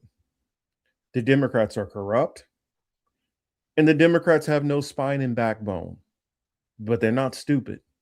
Republicans are stupid, dangerous, and reckless. Like I use this term. I remember when I was talking about Hillary versus Trump.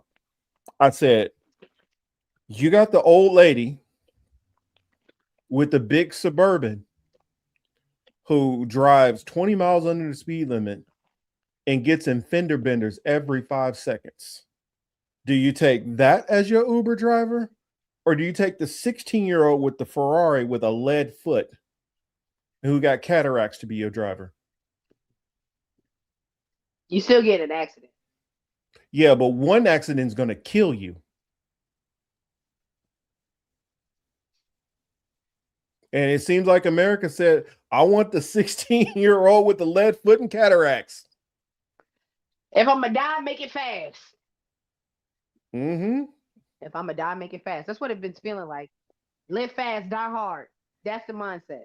Keep in mind, Trump has only been in power for 1 year. This dude got 3 more years. God damn, y'all. 3? Just keep that in mind. He got 3 more years.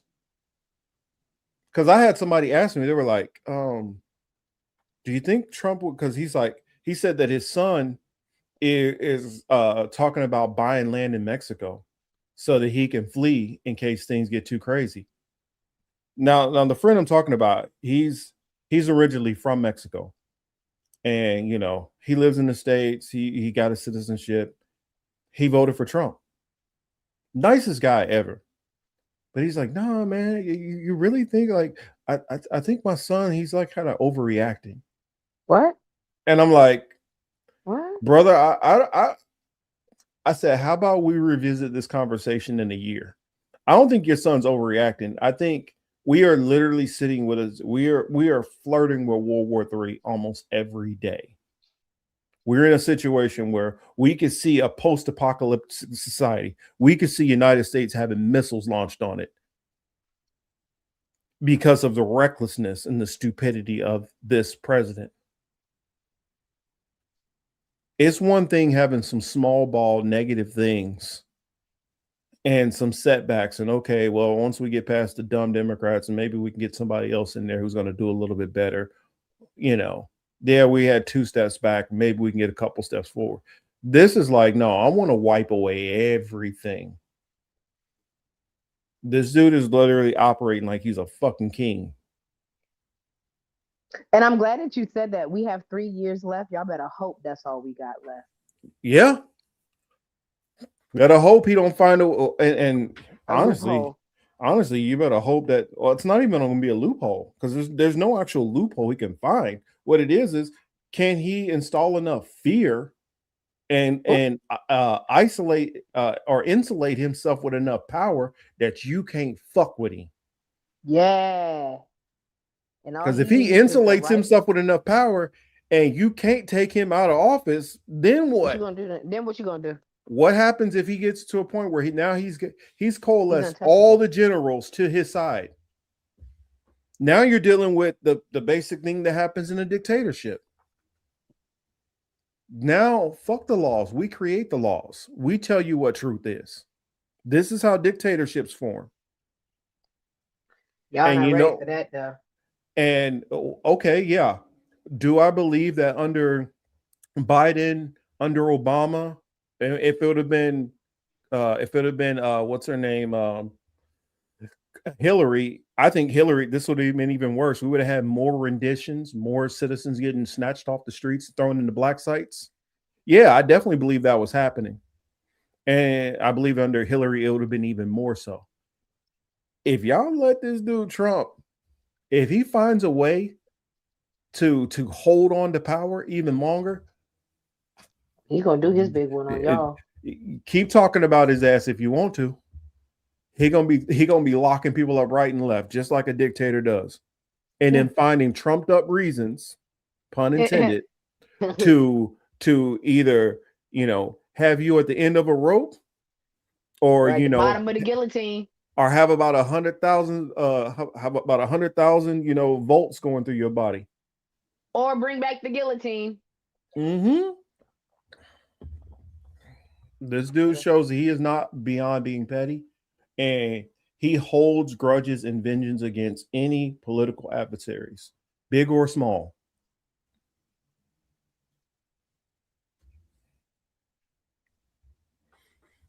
Telling you. Welcome to the Thunderdome, bitch. Hey, y'all want to be living in fucking Hunger Games? Fucking around. Oh my God, we about to do it. Are we going? Is he going through with that? Keep fucking around. You're gonna be living in Hunger Games. Is he still going through with the Hunger Games anyway? Yeah. Okay. Just making sure. That's what he's doing. But I'm saying, think about it. For those who don't know what I mean by Hunger Games, in the movie Hunger Games, they have these games that the people who are separated into these different districts have to, go against each other. And some of them are poor districts, some are wealthy. And that's how the games start off. But when it gets to the point of like where the movie is at, there had already been a massive war and a rebellion, and they've stamped out the rebellion. And now they require you put two of your children up for this game, which is basically, a sacrifice. Didn't he already say we about to start doing that though? I'm just saying he's rolling. See how Trump does is he's one of the, how like you dating a dude and he'll try to hug you a little bit and you don't stop the hug and he wrapped them hands a little bit lower. You don't stop that. Next thing you know, his hands are sitting on your ass. You don't stop that. Next thing you know, he trying to open up a couple of buttons. That's Trump. He has to be told a hard no, or next thing you know, he gonna have you laid up against a bed with his hand over your mouth doing things you don't want done. He's not a person who he really understands what no means. He's going to force his will no matter what. And if he don't have somebody who's going to be strong enough to push back and tell him, hell the fuck no, this ain't happening, he gonna take what he want from you. And he's not one of those people who he forgets about something. You tell him no once, he'll come back, ask you later. Come back a couple more days, ask you again. Come back a month later, ask you again. He might keep asking you for a couple of years straight. You got to maintain no. No means fucking no. He's one of those, he gonna keep trying. He don't never get that thought out of his mind once it gets in there. That's why he's so dangerous. But he done grabbed America by the pussy a couple times. But y'all keep thinking it's a game. Keep thinking it's a game if you want to. Until it's your district getting called. I mean, I've talked to people firsthand who they lived in countries which have fallen apart and failed to see, where the things error were of going. their ways. The Yeah. error of their ways. Allowing them to get a little too much power. That's really all it is. Dude, I was in high school with some of my friends who were from Bosnia and Kosovo and stuff like that. And then there's stories about Milosevic. Mm. And I remember those stories that they had and talking to some of their parents, like them talking about how it was in the beginning and then how it eventually became. And what's scarier is this is the number one hegemon country in the world doing the same stuff that a Milosevic was doing in his early days, running up to power. Well, he already had power, but running up to becoming a dictator. And we got and just like Milosevic, he had his good 30, 35, 40%, which defended him no matter what he did. And other people thinking, oh, well, I mean, things aren't great under him, but you know what? He'll be out of power soon enough. It's not that bad. Mm-hmm. No, you people are exaggerating. I mean, you really think he's gonna do X? You really think he's gonna do Y? You Y'all really tripping. think okay. Until he's actually doing it. There were people in his first term. He didn't do all this stuff because he had guardrails. He had people who were, hey, Mr. President, maybe we should back away from the ledge. Up. Don't push that button. That's not a good idea. He ain't got nobody around to do that no more. He's like a 2-year-old. A 2-year-old will push every boundary, try to stick a fork in the wall. They're gonna do everything if there's not guardians around to stop them. It's like every little kid has like a suicide mission. they just be doing anything. They don't know no better. And to them, in their little mind, it makes sense. It's a smart idea. Yeah, it's not that bad. But this is what we have as a president right now. An overgrown toddler who doesn't just touching shit, just doing things. Who gets his little feelings hurt. Just like a little kid, you tell them no more snack. Now they want to start throwing a tantrum, throwing things, looking at you mad. And they still shitting on themselves. Which, yeah, he looks like he's at that phase of shitting on himself and hardly able to walk. Hey, they said that he did. They said in one of his things, one of his press conferences, he pooped on himself, and they was just smelling it. And I was looking at their face. I said, "Oh yeah, he definitely did that." Oh yeah. Did you see any of the Pam Bondi? I saw when she got read for filth by that beautiful black woman. Mm-hmm. Oh yeah, she was like, I don't even want to talk to this one because I know she ain't about to answer no question. Let me read her real quick. I also saw a Hispanic man from Texas, Garcia, I believe. He read her for filth too. A couple of people did. You know that they're the House is thinking about bringing her back for questioning because no, they want to know why is she researching Congress? Why is she researching House and Congressmen?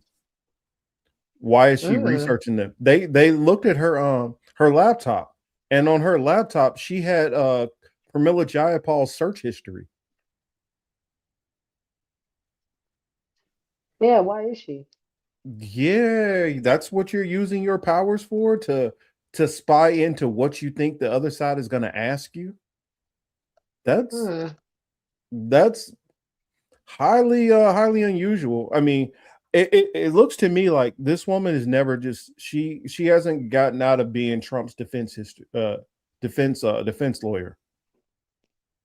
She's still acting like she's a fucking defense lawyer. You're the attorney general, which you should not be. You're woefully unqualified. And also, you don't have the temperament or the moral compass. You're supposed to be almost independent. Oh, Yes, she's definitely paid. You're definitely a paid party. yeah, you're supposed to be impartial once you get into that office. No. I mean, and That's not she's the not reason even why she doing. got the position. She's not even doing her job. Like, she's not like prosecuting real cases and focusing on this and focusing on that. All she's focusing on is protecting Donald Trump. And it's like, that is not the job of an AG. No, but that is the job of a right hand to the dictator. I mean, do you realize, like, when like, for instance, Keith Ellison, when he was the AG, the stuff that he was working on, he was investor. He was completely independent. He was like, okay, well, this corporation is doing this thing wrong. I'm going to bring them on. I'm going to bring them up on this. And oh, well, wait a minute. There's a class action lawsuit against blah blah blah blah blah. I'm going to look into this. And oh, wait a minute, we got domestic terrorists over here. Yeah, we need to bring them up under this statute, that statute. This is what he's doing. He's like doing his job, like focusing on all these other things. He is not worried about what the president got going on. Just like the FBI normally would be focusing on all these other things, where Kash Patel is literally spending half his time trying to fight the battles of Donald Trump. Yeah, for the Epstein files. Everything else under the sun. Oh yeah, shoot. I'm sorry, I ain't been looking at the chat, but yeah, Abby was saying a couple. Here, I'm gonna read a couple of Abby's comments. She said, "No, Argentina, because they can't face extradition." Well, I maybe I just don't trust Malay. I wouldn't be surprised if that motherfucker changed shit. I would not be surprised, especially if you going against Trump or you said anything negative against Trump. Yes, in fact, I don't know. For people that did not notice that he did this, he made tech CEOs lieutenants in the military, like with active power in the military. And codes. Mm-hmm. They have codes, y'all. No no training, no boot camp, no none of that. Just hey, no boots on boom, the ground. How about you're a lieutenant now, and you're over this division. It's like, y'all realize what that is, right? The definition for that, when you have the fusion of government and business together, called corruption. Well, it's corruption, and it's called fascism. That's exactly what Mussolini was doing. Yep. There was a article I just seen where this man was on what was I watching? And this man was speaking, and he was like, "Yeah, Trump's a fascist." Oh yeah. Was it the Who? That wasn't the Who. Who was it? It was somebody else. I gotta find it now. Dude, any dude who says have you ever heard of a president saying that they look up to fucking Kim Jong-un? No, that's insane. That dude was like, man, I love how much power he has over his people. I need that. Yeah, we're screwed, y'all. Yeah, this dude is a fucking dictator. Well, he wants to be. Yeah. Hey, there's Tom. What's up, Tom? Hey, Tom. Yeah, so I just I sent you the link on Telegram, Tom. Oh, you did? Oh, I don't know. He probably didn't get it, or unless the show wearing long.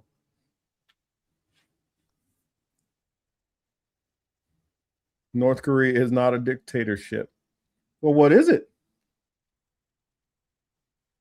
Who said that? Chris H said that. He says not. Oh, he just got home.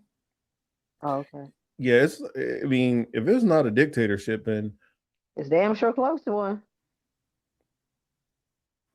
Or unless we're saying that maybe there's propaganda that's framing him wrong. But I mean, he's definitely authoritarian. I mean, I don't think Putin is a dictator, but he's definitely an authoritarian.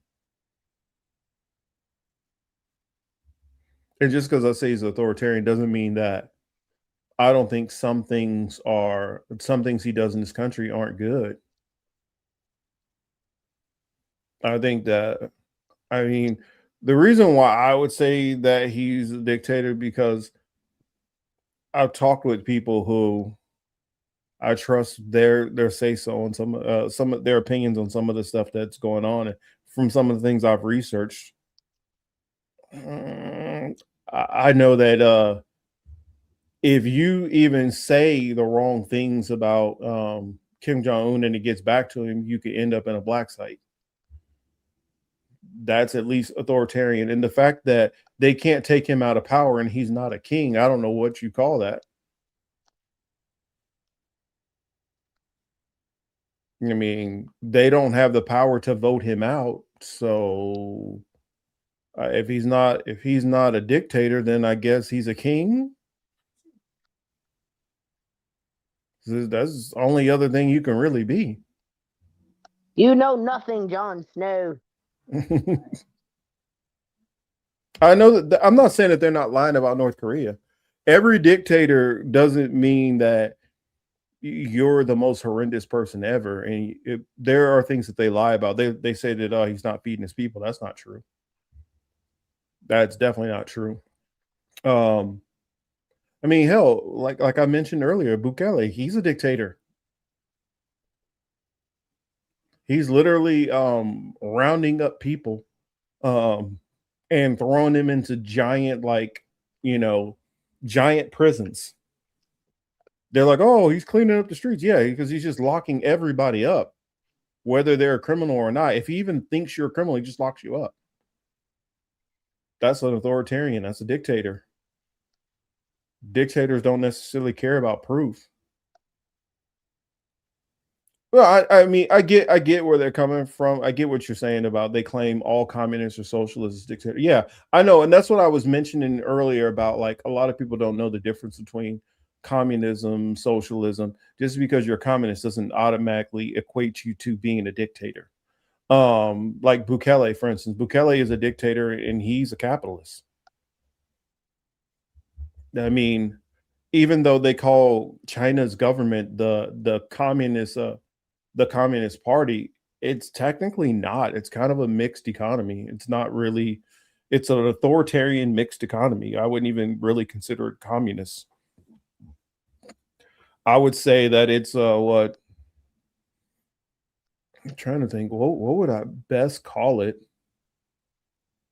I'd say it's an authoritarian social democracy where there is some forms of a government. You do have a changeover in power from presidents. You do have changeover in power of other positions and things like that. But there's also a certain amount of heavy control and power to the executive, which leads to it being authoritarian. But at the same time, you're allowed to have wealth, and yeah, that's what I'm saying. More like a social democracy. I definitely don't consider them communists. I don't think there's any actual communist government that we've seen. I don't even feel like the Russians, who were considered communists, were actually an official communist government. I think that they would have been more closely akin to socialist than communist. I don't think we've ever truly seen a communist government. Maybe what's his name? Maybe Mao Zedong. Maybe I'd probably say maybe Mao Zedong was probably a communist government. And many of the people who were alive during the Mao Zedong, many of the people who were alive during the Mao Zedong, time period considered him a great leader. So, uh, though he's considered a dictator to some, most of the reports that you hear from his people is that they loved him. So I don't know what to do with that, you know? Now, did they say they love him because there was a gun to their head, or did they really like him? No, many of them they quote him and stuff like that, like adoring fans. Oh. Like not just like reciting the same talking points. Like many of them were just in random conversation. Well, Mao Zedong says to do like they really like many of them like really were rocking with them hard. Now, just like any leader, you're going to have a section of the government. I mean, section of the populace that doesn't like you, but many of them, from what I've heard, were big fans of him. So I think many people automatically equate being a dictator with being Evil. yeah. Well, it would be that's one that many equate it to being evil. Many equate them also to being socialist or communist, which isn't always true. Um, Mussolini, Mussolini was a Mm. dictator, and Mussolini was to the right. I mean, his government was clearly a fascist regime. I mean, and I think probably because of some of that, um, a lot of times Hitler, for instance, who was a dictator, is often equated with socialism because of course national and socialism, that's what they call themselves. But Mhm. there were many elements of his government that were very akin to fascism also, and I would have considered a mixture of different political philosophies. I wouldn't put it as one or the other. So when really looking at it, investigating how his government ran, I think more than anything, the problem with his government was it was an authoritarian regime. And you can be an authoritarian or a dictator without being to the right or to the left. Hell, I feel many of American governments have been very authoritarian in different ways while being more to the right or center right.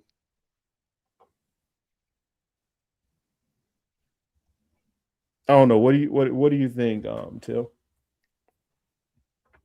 Looks like I got Um, oh, it's my mom calling.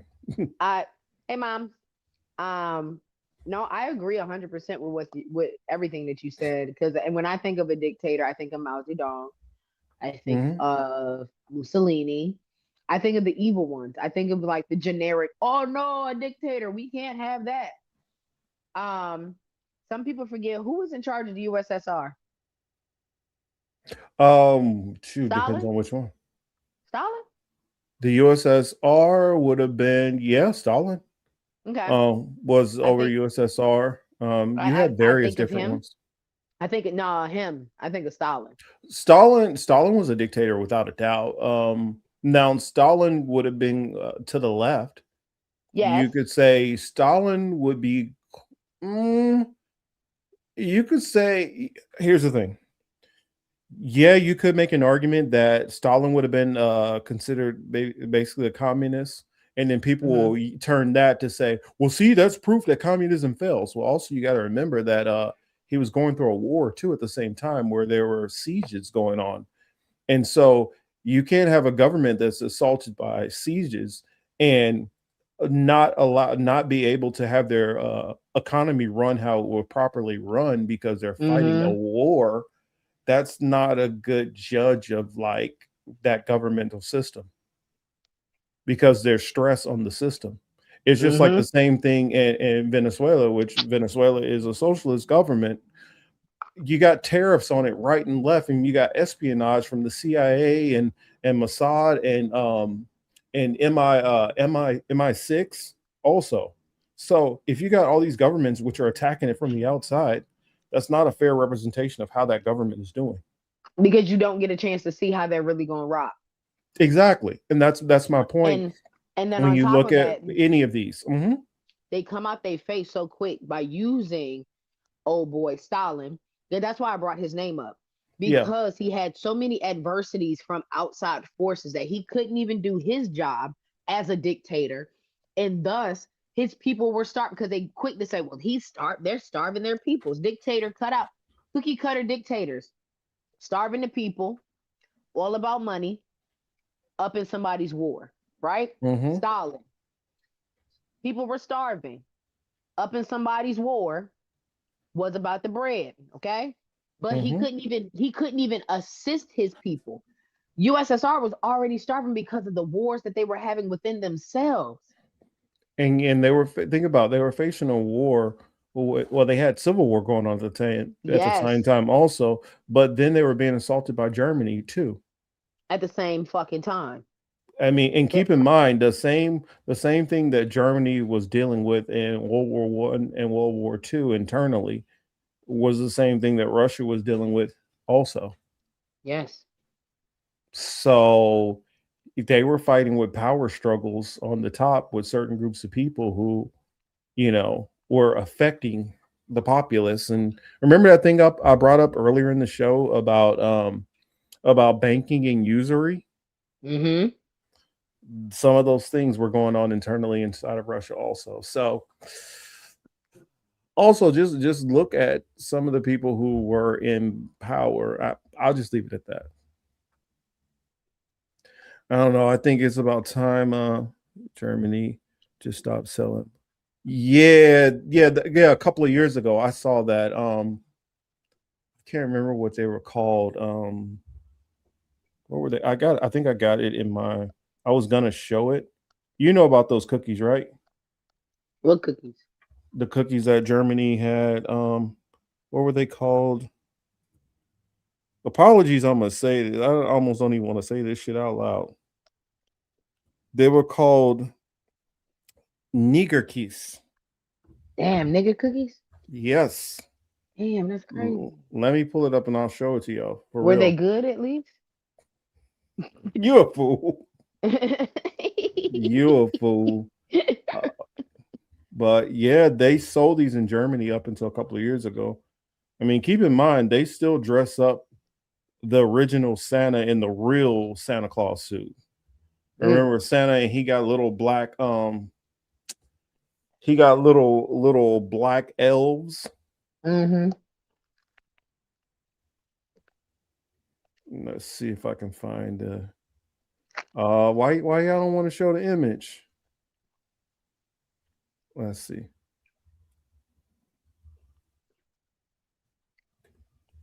Let me find that image.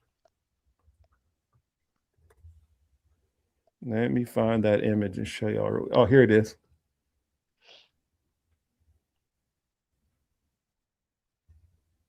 This is the one that it's the one that Abby brought up.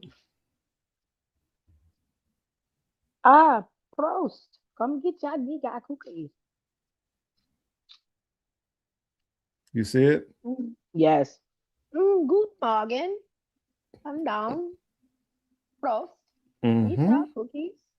What kind of cookies are those? Nigga cookies. Yep. And that's them in blackface and stuff over there. That's Belgium, but Belgium is like right next door. It's basically the child of Germany. Yeah, and not to mention Belgium chocolate. They ain't got no goddamn cocoa plants in Belgium. Mm-hmm. Yeah, you know where they got that from. Okay. They used to do these the black hands. Mm-hmm. Mm-hmm. And then the one I'll bring up, the last thing I guess I'll bring up is I'll bring up the racist, because a lot of people don't realize Santa Claus and the elves and all that goes back to racism also. Yeah. Yeah.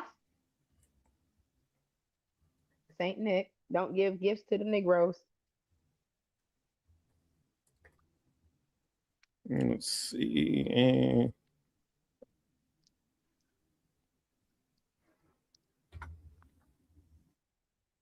Yeah, that's what I'm like. I don't know. That's one country I don't know. I want to mess with them. Oh. I don't know if like going on vacation someplace. I'm like, I don't want to go there. Oh, I'd never go to Germany by choice. I'll take a layover in that motherfucker over France, but I ain't going there by choice. Mm-mm. See, and these over here are like the elves. Damn, that's crazy. We don't get a break no damn where. Mm-mm. We gonna go Look, to outer space and they still gonna and be like, "Are those niggas?" they even threw the big hoop earrings in too. Jesus Christ. Yeah. And see right here, see Saint Nick sitting in his chair with his elves. Elves my ass. Yeah, they call it Black Pete. And here they are protesting against the Black Pete. But yeah, they still doing Black Pete out there.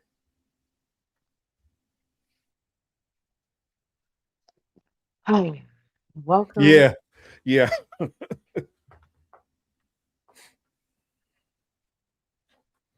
I almost feel like I need to end it with something funny, man. This one been Our crazy. economy. Ha ha ha ha ha ha. Oh, not that funny. Mm-hmm. You guys know who Pam Bondi is? Hold on. Yeah, you know about Gangsta Peach, right? Might No, throw what's that? what is it? You don't know about Gangsta Peach? Mm-mm. Let me find him real quick. He be cracking me up online. And since you're a chef, you got to know about him. You got it. Well, he's a comedian, but dang, I don't know why it gets so hard for me to operate Instagram when I get on my laptop. I'm so not used to doing it on my laptop. Let's see, Gangsta Peach.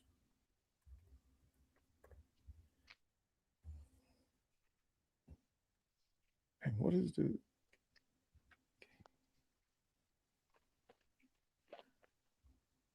Oh, here he is. Hold on. No, I put this on the screen. Yeah, the Dow's at 50K. You dumb bitch. Oh, I hate Pam Bondi. Here you go. Let's see. What are we gonna start with? Oh, here we go.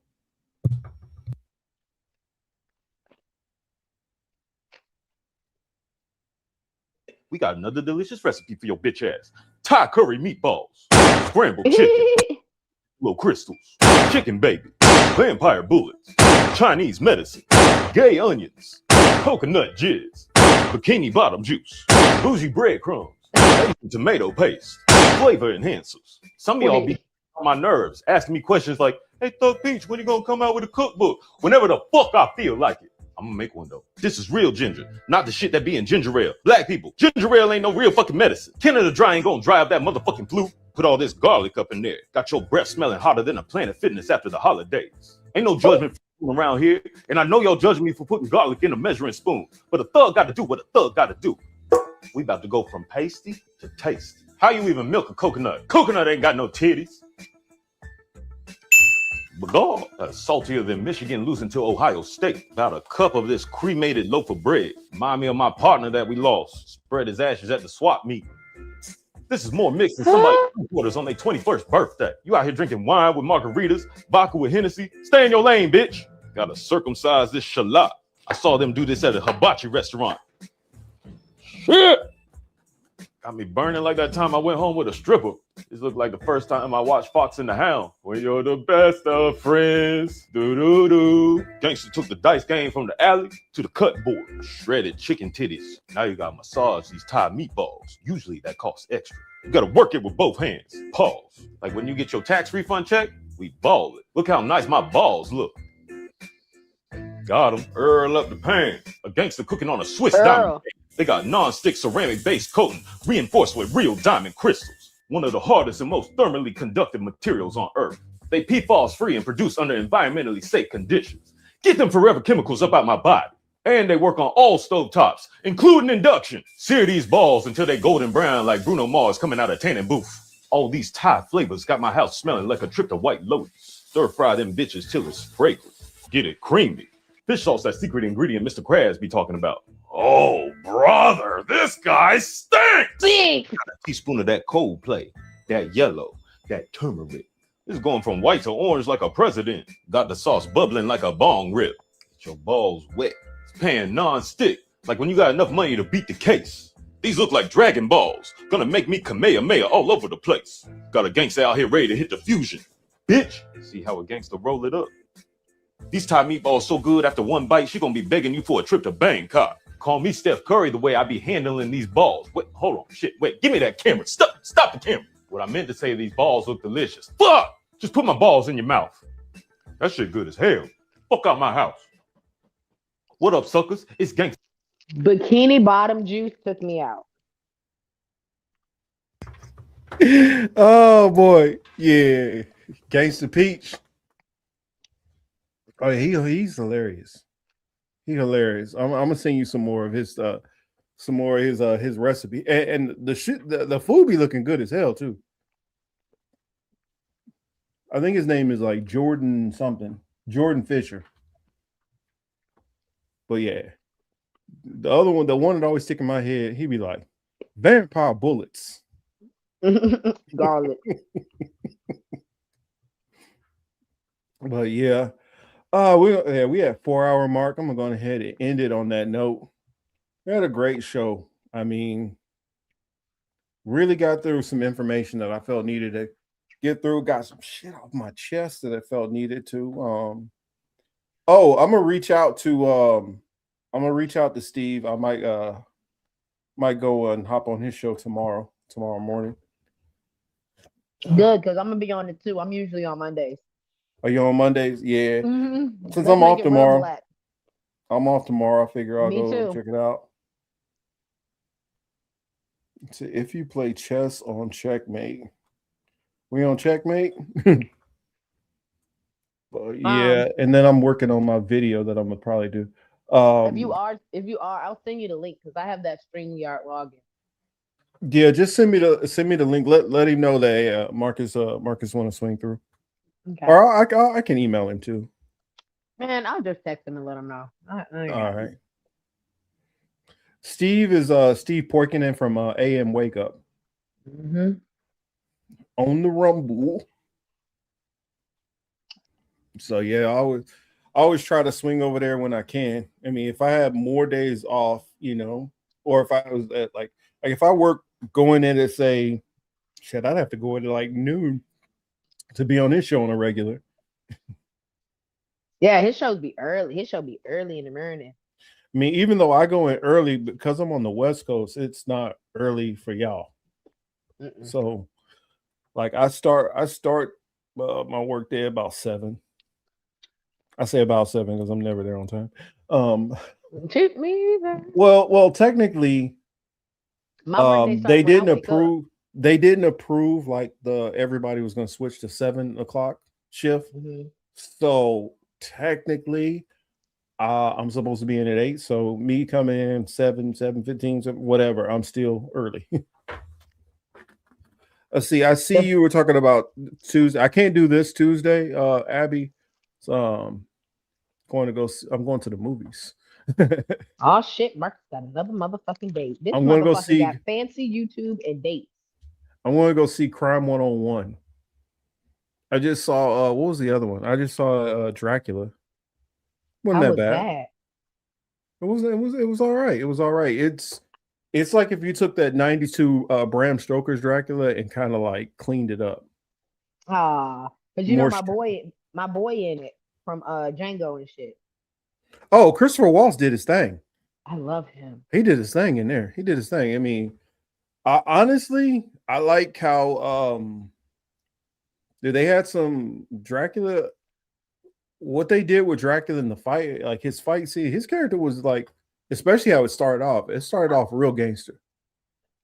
Like I definitely liked it. Win by Jordan Peele. What's Win? I didn't even know that was out. Jordan got another movie out? Damn. I'm slipping. I don't even know about that. I know I just watched that other movie, that AI movie, Mercy, which I told y'all to go check out. It's already out, bro? Damn. Yeah. I saw that one. That was pretty good. Did it pan out how you liked it? Yeah, because it like everybody tried to compare it to what's the other pre-crime movie? Minority Report. Minority Report is like, it definitely just feels like a sci-fi movie. It don't feel like it's like it could really happen to me. But Mercy, I mean, because not the way it happens in there. Like, are we ever going to be in at this point where we got how high tech everything is there? You ain't got no hoopties. You got like this sky rail thing where your car comes out from the building and goes right onto the highway, and it was just the level of high tech in that movie. I don't see that reality coming to America ever. And also that their whole system is based off of psychic twins. I mean psychic triplets. I don't buy that we'd ever see a situation like that. It would have to be some form of AI. I think with the amount of atheists that we have in this country, there's no way that they would ever believe on what some would call superstition. So that's another reason I'm like, I can't really. I feel it's still the concept. I get pre-crime, worried about pre-crime is one thing, but it being executed the way it was in that movie, not likely. But in this movie, it's all AI. It's the AI that is doing this. It's them coming now. It's kind of an experimental project, and it's happened in LA. All the stuff that I see in that movie is something that I can imagine happening literally tomorrow. The only thing that they had that's probably would be a little further down the road, because I think this movie is like supposed to be like maybe 5-10 years from now. Is they have what is it? They have like almost these police hover like ATVs, and a couple of them you can use to kind of fly over LA traffic and stuff. But like there's a part where the homelessness is like out of control, where like a whole street, and I don't mean like how Skid Row is, I mean literally the street itself. Like they just got tents all throughout the whole street. Damn. Both sidewalks are full, and 4 lanes of traffic are shut down because it's just tents in the street. I could see LA getting like that, over years. And then also how the system can be put in place, but a system like that can be manipulated. I can see that being realistic. So it's like if Minority Report was kind of more realistic, because you're going to have the dumb factor part of any real reality, right? Mm-hmm. It's not going to be everything on a super genius level. So that's why I liked it as being more realistic, having flaws in the system, flaws within the people, flaws within the system, flaws within the judgment of putting the system together, and the fact that it's kind of done in a limited setting. So it's kind of like this is a experimental program only for like LA. So like the rest of the country is not doing this thing. So that's what I'm saying. It works for me, makes more sense, even though it got obliterated by a lot of the critics.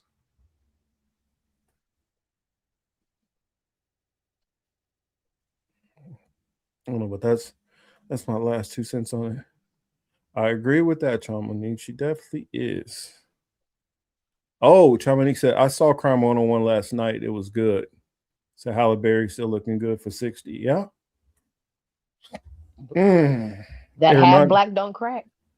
It reminded me of, I guess they got a thing going on, a challenge with, like, I guess women challenging who looks better at 50, white Regina women or Hall. black women. Oh. And I'm like, that don't do that. Yeah, because y'all gonna be sad because don't do that. Who y'all putting up? Martha Stewart, plastic surgery. Kris Jenner, plastic surgery. Who y'all putting up? Mm-hmm.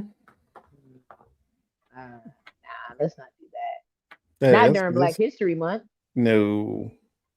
Hell, man, I saw a video of Koreans flipping out because they couldn't believe how many black people, what ages they were. They was like, there's no way this woman is 50 years old. This woman is 60 years old. This is fucking unbelievable. Well, black people don't age. No tea, no shade. It's because Asians age. Either they stay 26 until they're 106, or they turn 106 when they turn 36. Ain't no in between. Yeah. So, I mean, I remember being in Italy and seeing women who will look great up until about 45 and then turn into an 85-year-old overnight. Mm-hmm. It's like up until 45, she's looking good, and then right off the cliff. Crazy work. I don't know. I've seen certain groups do that. But thanks y'all for tuning in and listening to us talk shit, listen to me rant about how shitty our government is. Yeah. I'm Tune just in next worried week, about what guys. next week. Yeah. They'll And still be next week, shitty. I'm pretty sure that I think that'll be what one more show before the end of Black History Month. So Yeah. I have some more stuff for y'all, and it'll probably take a different tone than this week. But I Yeah, felt this week I had to do it. I had to do it this way for a reason. So angry black man and woman telling y'all history. No, next week I'm gonna give y'all some other things from a different perspective. Yes, it is. Yes, it is the lady of the house. Liz telling y'all melanin is beautiful. And Thank you, Liz. if y'all didn't if y'all out here y'all listen to this and y'all not y'all don't know anything about Bad Bunny and you listen to any kind of rap, trap or whatever, go listen to some of Bad Bunny's old stuff. Tell me what you think. And then listen to DTMF in the shower. Don't break your neck dancing. Please. Okay? It's slippery in there. If you don't have a bath mat, don't play the song. But if you do, play DTMF in the shower with the lights on. Tell me you ain't gonna get jiggy. Damn, that's my shit. I'm about to play that bitch right now. Here, I got a song for you. It'd probably get you in trouble if you listen to it in the shower. You'd be dancing around. Got a song for you. Hey, pull up it's Bad Bunny, Romeo Santos, Daddy Yankee, and Nicky Jam. That sounds dangerous already. Bella y Sensual.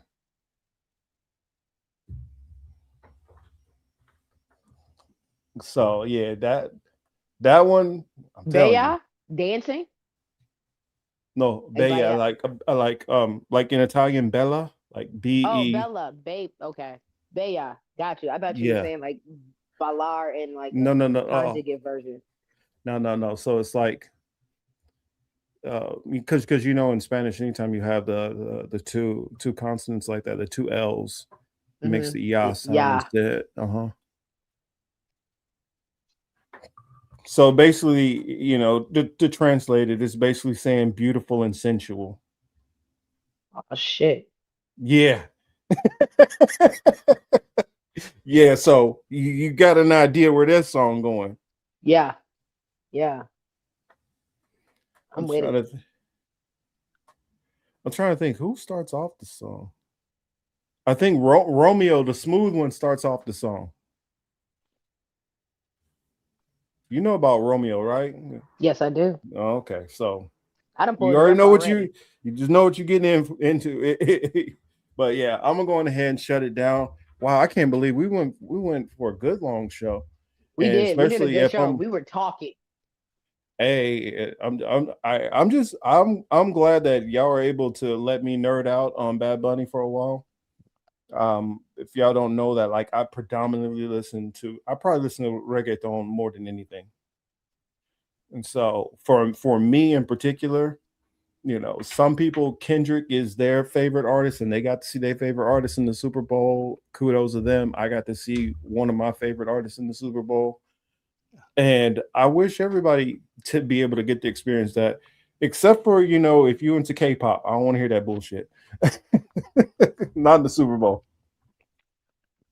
And I stand on that. I'm not gonna bow down to the K-pop army. No. And oh yeah, and from people who are more on the hip hop R&B side, you know, Latin music, we are both in agreement that yes, Jay-Z, get a country people they Super Bowl. Please do. What even if I'm gonna probably be twiddling on my phone and not really care and probably not feel that connection to it, whatever. Everybody need to get their representation. That means the country people in the rock too. Now I don't know if Rob Zombie type people y'all gonna get y'all Super Bowl. I don't think that's gonna happen, but sure we could find something, some kind of middle ground. Corn? Hell yeah, make corn. Maybe give them Metallica or something. Oh Ooh, fuck yeah. See, I'd even watch that too. See, that's how you I've watched that. I thought the Who did a great one. I thought the Who did a great I loved Coldplay's when they performed in the Super Bowl. Whoa, that is not rock. I'm talking about I want some grunge shit. I need some Smashing Pumpkins, some Corn. Pearl Jam. Get Pearl Jam to do one. I want that. I definitely love to see a Pearl Jam. I would Smashing Pumpkins would be cool. I mean, there's some groups out there that they can throw out there. I think it's just a matter of like pleading with you, Jay-Z. Hey, better give a little ground before they take the ground from you. Next thing you know, NFL be back to just putting on random ass people that don't nobody care about. Like, I'm not ready to see like basically Celine Dion and people like her for the next Super Bowl. Don't talk about Celine. You know she fucked up. I'm just saying, I'm not ready to hear back to back Super Bowls like that. I don't want to hear you pull out 98 Degrees. Okay. I don't want to see a Britney Spears. Actually, let me take that back. I wouldn't mind seeing a Britney Spears Super Bowl because I think it has the possibility to either be really good or a complete train wreck. It's Britney, bitch. I'm down for seeing a train wreck also. Y'all done got him started. Well, yeah, that's me being told I need to close the show out. Oh, heard that. Don Omar, Wisin Yandel. Those are small, great artists I love. And anyway, that song he's saying that he listens to reggaeton and he starts naming famous artists. Anyway, that is the Political Matrix. Hopefully I'll see y'all tomorrow. Check us out tomorrow on the AM Wake Up Steve Show, 7:30 a.m., 10:30 Eastern Standard, 10 o'clock Eastern Standard Time. Come talk some shit. Come listen to us talk shit. Also Monday night, Blunt Force Wisdom, also on Rumble as well. If you can't find the link, follow me on Instagram, voodoo_in_nature. It's up there, my shiz. You can also watch me on TikTok under Google Kitty Fucks. And I'm always here with Marcus on the weekends. Whoop. All right. Everybody, thank y'all. Peace. Enjoy your holiday off if you have it off and don't do anything too crazy. Political Matrix out. There is discrimination in this world, and slavery and slaughter and starvation. Governments repress their people. Millions are trapped in poverty, while the nation grows rich, and wealth is lavished on armaments everywhere. These are differing evils, but they are the common works of man. They reflect the imperfection of human justice, the inadequacy of human compassion, our lack of sensibility towards the suffering of our fellows. But we can perhaps remember, even if only for a time, those who live with us are our brothers, that they share with us the same short moment of life, that they seek as we do, nothing but the chance to live out their lives in purpose and happiness, winning what satisfaction and fulfillment they can.